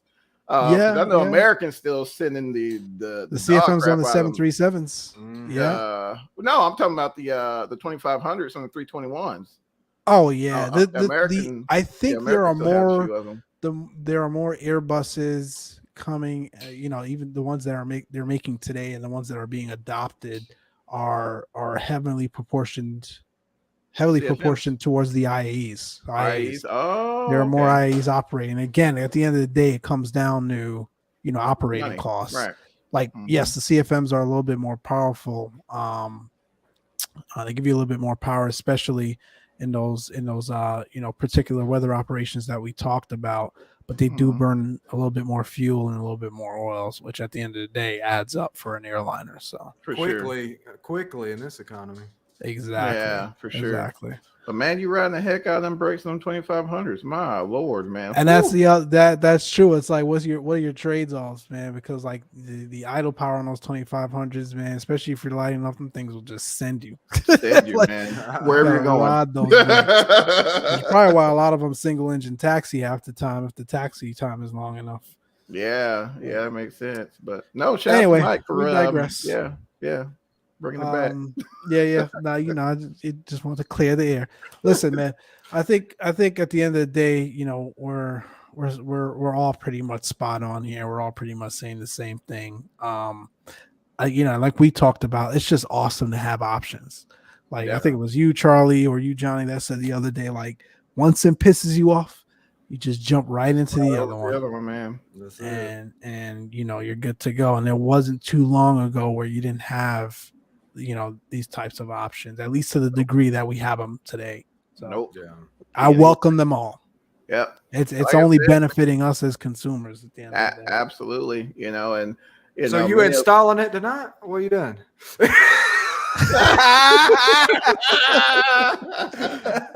Oh man! Hey, Charlie, we're gonna keep spamming him with 321 screenshots, man. He'll that's the only thing that may get me, man, because we need a proper 321 in 2020, man. It's coming, man. It's coming. It just ain't here right now. I know. I miss that plane so much, man. So much. Oh man, and a 319. A lot of folks, man. There you go, Mike. There you go. In the jet blue, right? In the colors, man. There you go. Oh my goodness, man! But speaking of what Mike's been flying, that's MD-11. That ain't Mike. Don't want to see that. Oh no, you don't. Speaking of burning oil and fuel, yeah. Hey, Mike, how's that Vision jet, bro? Thing wore out. That's what it is. It's a warm slap out. I think it needs an overhaul already, man. That's 650. Oh man. Listen. Shout out to Flight Effects. First of all, I'll say that first and foremost. Yep. Shout out to Flight Effects for providing us that an awesome rendition of the Cirrus Vision jet. And I think like what we have to understand is like at the price point in which they provided it. I gotta lay off the Johnny Walker here. Man, what are you price drinking over there, bro? In which they provided it, man, right? He's on 2 and he's still talking fun. Man, I'm out. Like, for $25, that thing is awesome. The sounds are awesome. The flight dynamics are awesome. The interaction with the systems and the core components of the aircraft themselves are awesome. The actual rendition and the 4K model and textures are out of this world. In any livery that you load up, it's just like I spend like 5 minutes before I even jump in the thing just looking at it. Man, like, it's got some curb appeal. Curb appeal for sure. Straight up ramp appeal, man. Like you see that thing on a ramp, and it's like, man, let me just look at this for a minute. It's remarkable. That being said, it's still plagued with the issues that is the general avionics package that's available from Flight Sim 2020 and Microsoft and Asobo. I think they're using the working title G3000 that's been overhauled, which is pretty solid. Don't get me wrong, especially in comparison to where we were a year ago. But it has its nuances. Certainly when coming in for the approach and stuff, I'm having a hard time getting that thing to work properly. And I've been shooting a lot of IMC approaches here lately down to minimums in today's case, and had some issues there. But overall, the aircraft is awesome. I love flying it. I've been flying it more than any other aircraft in the sim recently. So I'm enjoying it. What about you guys? I know, Johnny, you flew like once, but Charlie. Man, I think they did a jam-up job. They did, man. It flies solid. I've got no complaints outside of like the core, issues that plagues almost every aircraft right now. Yeah, like the spoilers. I still don't know how that happened. I didn't have that issue, bro. Wait, what happened? I missed it. So Charlie had his. Man, I was trying to climb out. That thing wouldn't get like over 130 knots, and It was recognizing his spoiler input. Yeah, the it was Vision Jet doesn't recognizing have those spoilers. spoilers. My man was so- dragging the kitchen sink and what? man for like 800 miles, bro. It was on that leg going up. Where was I going? Up yonder. Up the other way. Yo, Hey, Charlie, not the anything, same. yo, anything north of Georgia for Charlie's up yonder, bro. It's up yonder. There you go. Up, over, down. Up yonder. Oh my goodness. It wasn't Boston. It was up there somewhere. I don't remember where you would go. I think it was like your first flight almost. Yeah, it was, man. It's like a 3-hour flight. He lo- 2 hours, 45 minutes. I finally figured out that the spoilers were, engaged. Jolly was like, man, we got to send this thing. We're going to send it to the, But to thing, the this tab, thing's worse than the bro. Honda Jet. What's going on? Oh man, what the Honda Jet, man, it took us all freaking there to get the freaking. West We still Virginia. trying to get there. Oh man. But I can't wait to fly that with the new avionics, man. But like Oh, that yeah. leads me to believe, man, like not leads me to believe, that makes no sense. It leads me to another point about, like the cost of these aircrafts in the category of the Honda Jet and the Vision Jet. Yeah, because what'd you say? The Vision's like $5 million? The Vision Jet's like $5 million, bro. I don't know what the Honda And the is. Honda Jet is they're about the same. They're about the same. They're about the same, light jets. And like you can get far more capable aircraft for half the price. It blows my mind. So would you Now, take the granted- G2 over the Honda just from having two There's a engines? lot of different considerations. Like, I think at the end of the day, and again, Johnny can keep us all honest here, but at the end of the day, like from a maintenance standpoint, and just cost of operations, like, one engine is going to be a little bit more beneficial than two. However, like it's about what your mission is, right? So, how quickly do you want to get there? How long do you actually want to spend in the air getting to and from your destinations, especially if you're using it for business purposes? And at the end of the day, time is money, right? So, Yeah, I think it just depends on that. But like insurance, that's the other cost consideration as well. You got to have a multi-rating, but I mean, at that point, you're considering buying and flying those jets yourself. That shouldn't be an issue. But I'm a heavily biased towards Cirrus, so I think I would definitely get a Vision Jet. I think they're both in the light jet category. So Yeah, I think so. besides the type rating, there's nothing else that you need outside of that. I mean, they could both fit in a good size hangar. It's not like you've got to worry about big old storage to figure out where the hell you would house it. Like a Falcon or something. Especially that Vision Jet, man. It'll fit in, a medium sized type hangar, bro. Like you don't need a ton of space to store it.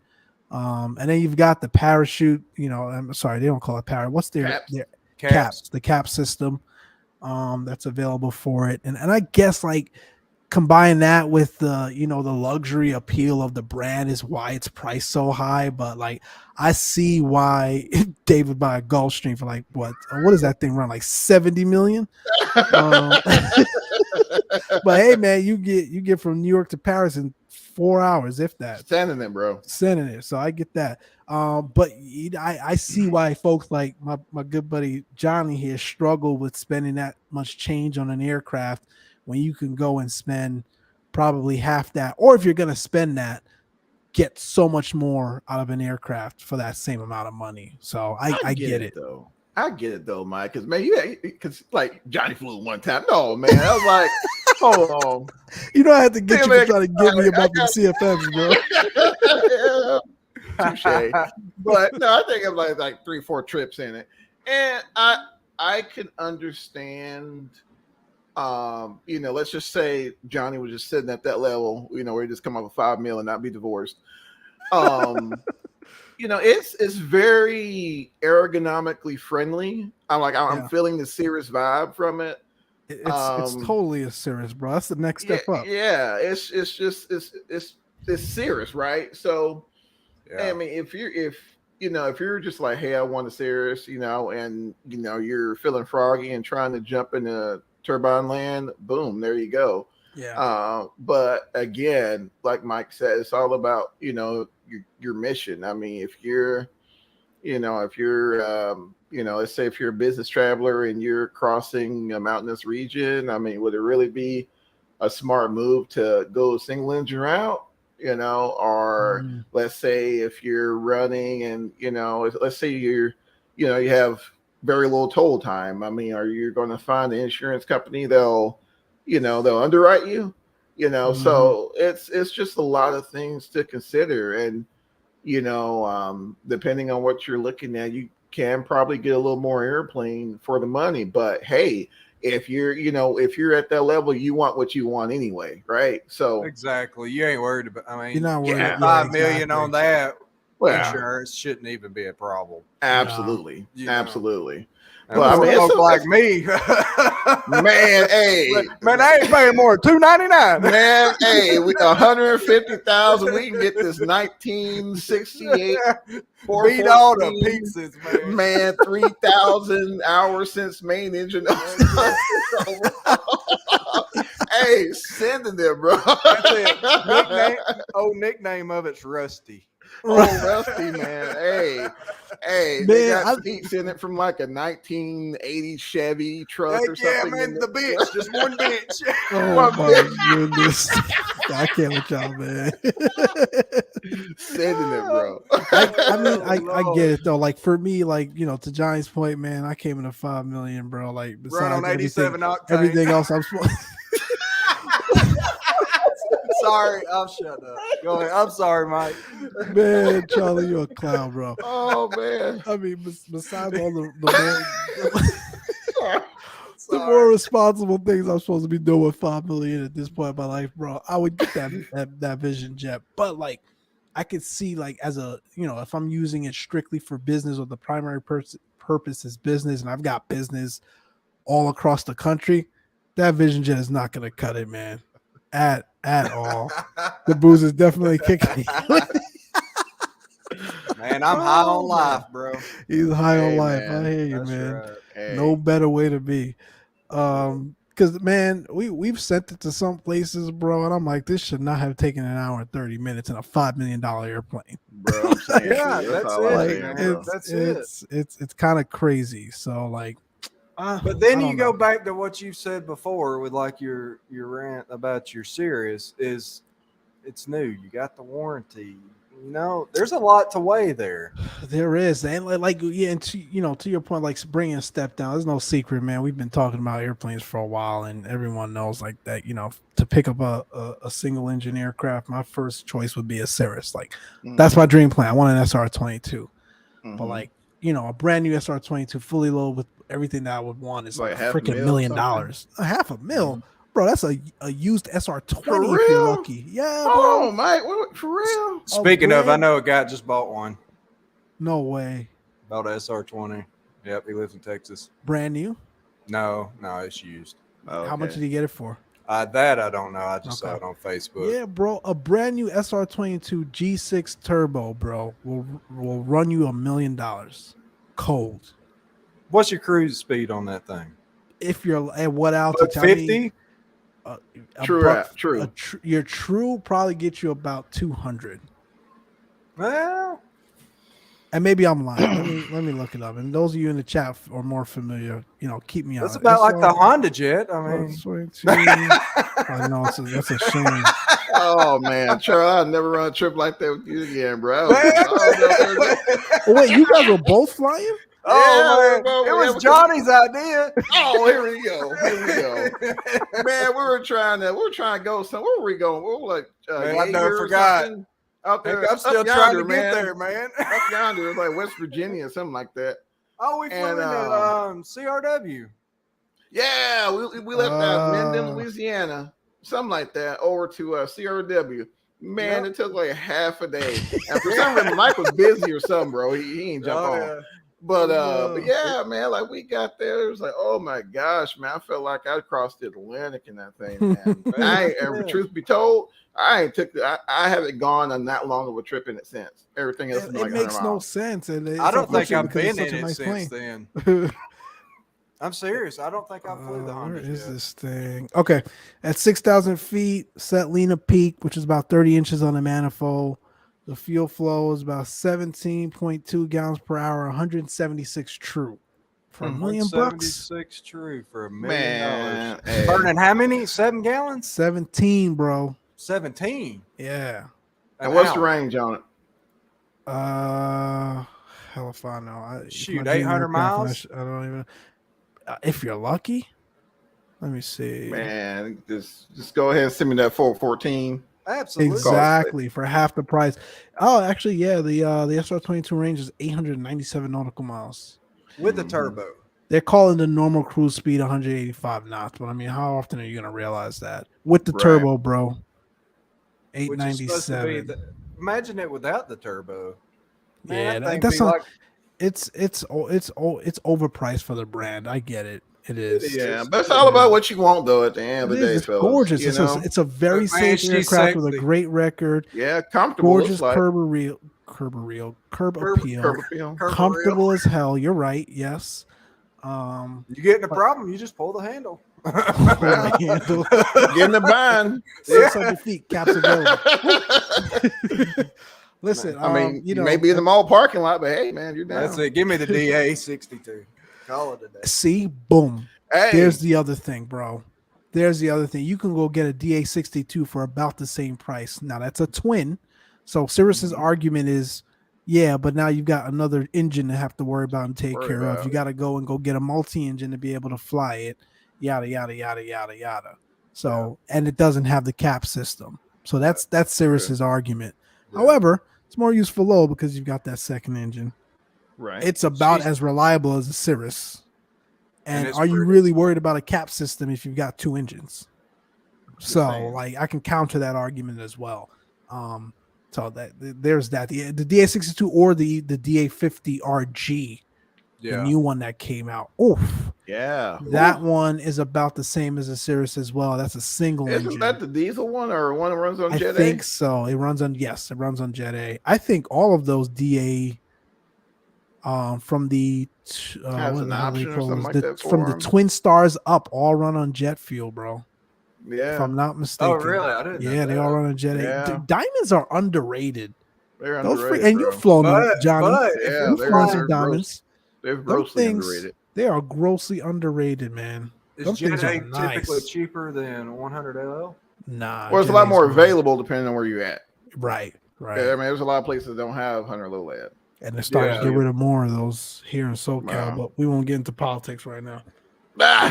You know, but No, like, that's two. That's like 3 more glasses, Mike. especially Tell me you about it. know, but you know, then again, you know, the increased reliability with those engines. I've heard some pretty good things about the engines on the 62. So Those You know, things, diamonds absolutely. are they're slept on, man. They're yeah, slept on. yeah. See, you But I could feel be you though, flying Mike. it if you had X-Plane 12. You could have the Aerobasque one. It's Man, they make a beautiful. nice DA62 mod in the 2020. No, Charlie, 8321, bro. We just got we That's got to hold it. on to that one, man. That's The it. DA50 hold on. RG 1.3 million, so slightly higher than a SR22 Slightly brand higher, new, but yeah. it's got more useful, more range. So I don't know. Anyway, rant about Yeah. Cirrus over. Let's get to Mr. Johnny, man, because we know Hey, you've Mike. been spending that. Yeah, what's up? Look right here on my screen. Oh my gosh. Here, let me zoom in. Zoom it in, Look at that, man. We was at St. Thomas this morning. man. I speaking saw of you went to which. St. Thomas, bro. Yeah, Like, you hadn't even got up yet.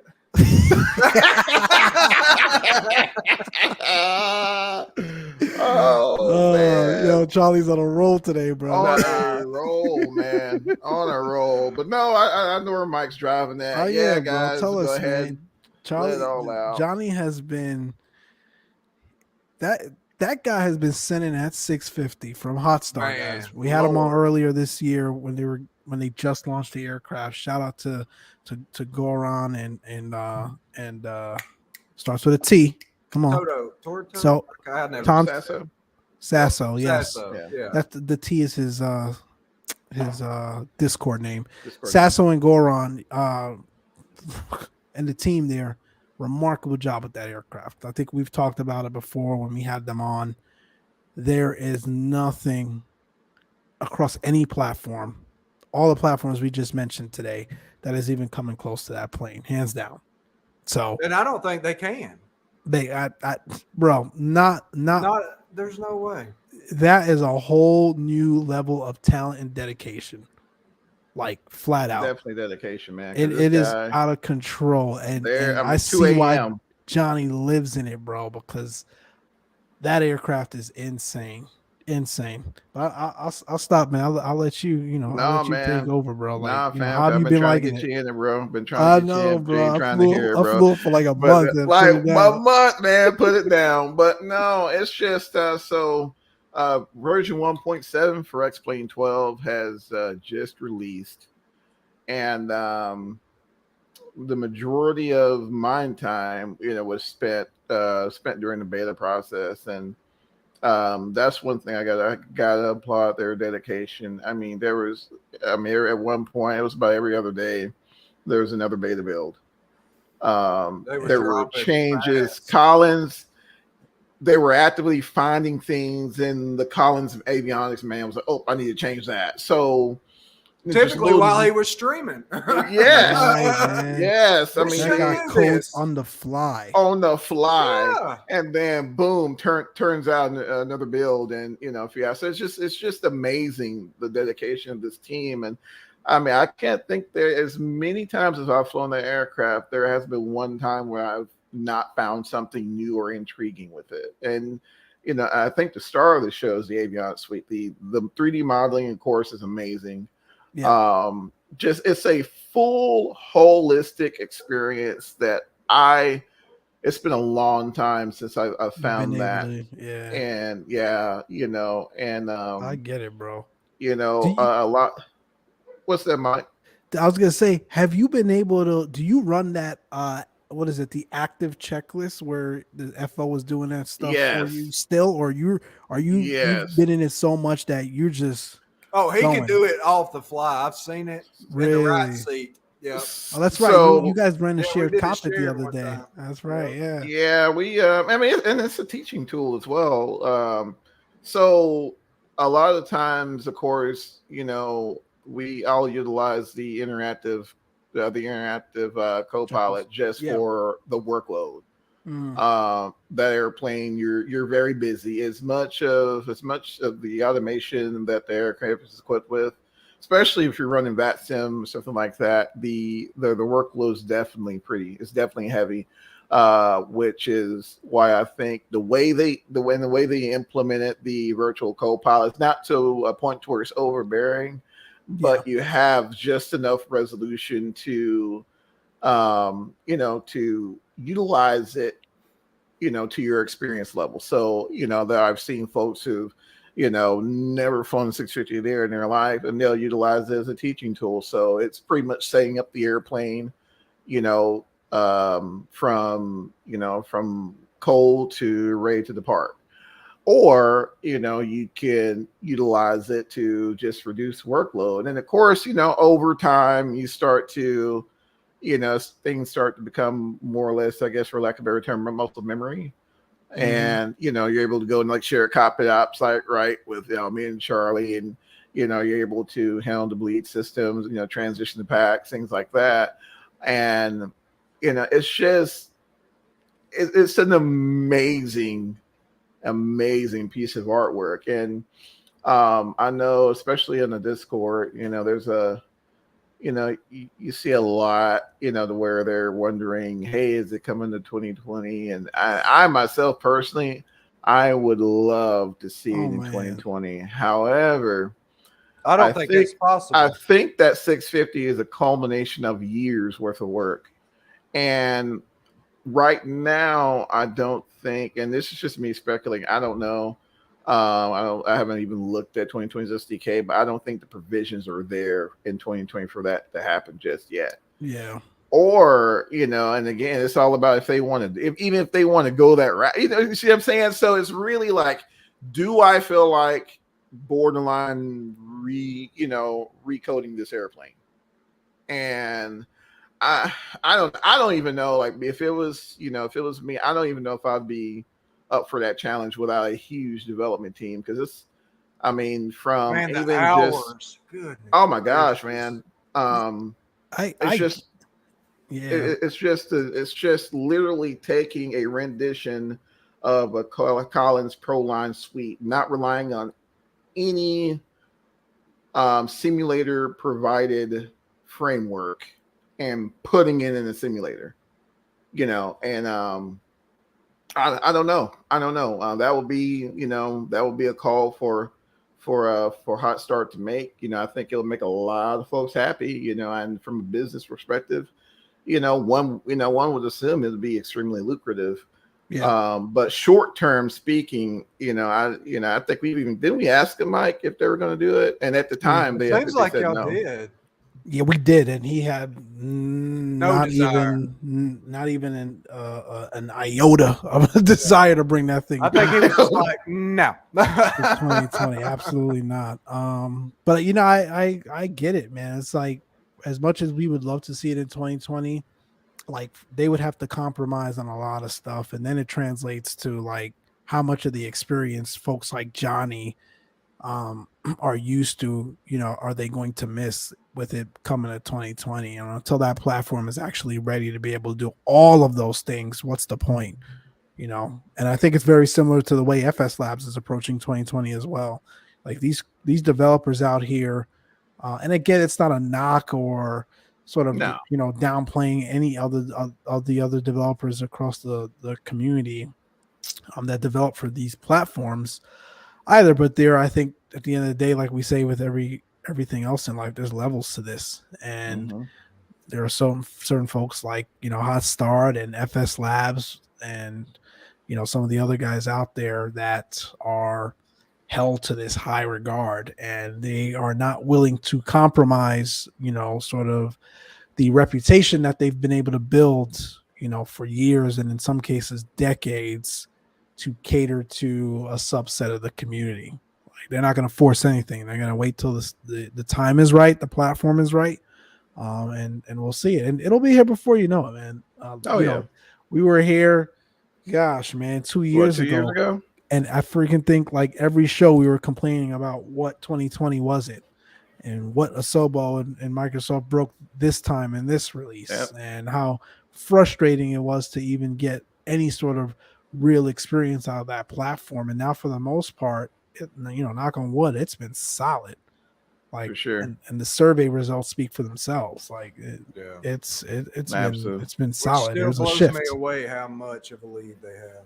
It's not even close. And again, like, even if that was P3D, that just blows me away. Like, if that survey was a culmination of, like, everyone that purchased any sort of flight sim product in the last year had to take it, I could say, okay, that's what it is. There's so many folks, fair weather, quote unquote, no disrespect, that have joined the flight sim industry and community and just want to see what 2020 is about, and that's why they picked 2020. But that's not the case.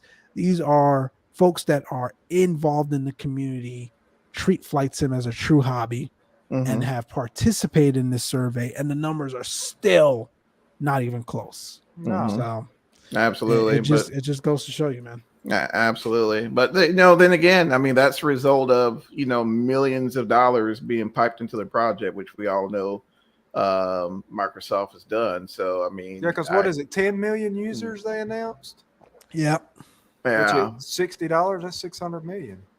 So I mean, one wouldn't expect any less. I mean, hey, if I want to take over a market, you got to pay to play, right? So that's it. But and they have, and they have, which again, I don't, I'm thankful for that, because I think it, I think it's forced a lot of developers to really take a look and like, dang, like, things that users have asked for and requested, and they're like, you know what, we're not doing that.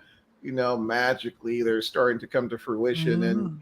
in sim now, and it's making the sim better for it. I'm going to say X-Plane 12 for me has been um, a much more pleasant experience than it has in the past. And again, perhaps I'm so busy in the 650, it's hard for me to notice anything else. But for the most part, when the weather is calling for this, is that of course the visuals aren't, I mean, There's still 2020, some but work to be done there, especially with the clouds. yeah, But I mean, it's a lot better absolutely, than it was. Yeah. absolutely. It's You just a can lot better actually than fly it without any sort of weather injection or what the hell do you call that thing? I haven't used that stuff in so long because I've been in what, 2020. Active What? Sky, No, what's those things that changes your like the color and like the different shaders or shade something, or exactly. real shade. Any sort of Yeah, weather yeah. injector or any sort of shaders to get the more Yeah. sort of realistic experience from it. Well, heck, I've and you seen the can dial screenshot. it to exactly if you want 2 mile-an-hour winds at 202 degrees and at 22 degrees, like you can literally Oh, dial it. really? It's yeah. Oh yeah, It ain't yeah, like I want it stormy and windy, Yeah, it's stormy and hot. right, You right. can literally It's a lot more dial it. detailed. Yeah, Mhm, mhm. yeah, pretty for cool. sure. So, I mean, like I said, there's a lot of things, and I mean, in regards for me, there are times, and perhaps I think it has a little more to do with my hardware. Plays a That's little true. better Mine too. with X-Plane, but it feels better to me. I mean, it was the same thing with X-Plane 11. It felt better to me. Mhm. Uh, in terms of the flight modeling and the flight dynamics. So but again, I mean, like I said, 2020 is getting there as well. Which again is why both of them reside on on my PC. But going back to the 650, it's to me, it's probably one of the most um, probably one of the most best, or the most, I don't know if that's the thing, but the most intuitive business jet or aircraft in general out It there, is. in my humble opinion. But there's there's a lot to be said for some other developers as well. I don't know if you guys care less, but Labs is making their first foray in the 2020 with the Concorde. Um, so Seen that. that's gonna, that's gonna be, which again, I know a lot of folks care less, but for such an iconic aircraft, and with Labs doing it, it's going to be right. So It's going to be on point. it's going to be a point. It's going to sell copies. I'm willing to be, if folks will buy a DC4, this is going to sell copies for sure. Absolutely. So They got to you know. integrate some sort of a FO or Yeah, flight. there is. There is. I don't know if you read it, Charlie, but there's a virtual flight engineer that takes care of all of the back end work. So I mean, you can pretty much put it on easy mode, for lack of better terms, and I'd have to. I would too. Be able to enjoy it. Yeah. And then A2A, they're coming out with their Comanche. So I mean, it's just a lot. It's definitely a lot going on. There's a lot of developers finally transitioning over into 2020. Well, the 900 will be out soon. Yeah, Mhm. the I said I wasn't 900. gonna pick that one up, man, but it's got some unique routes that I definitely want to run. So, Well, the thing about it is the only way to get the EFB first is going to be in the 900.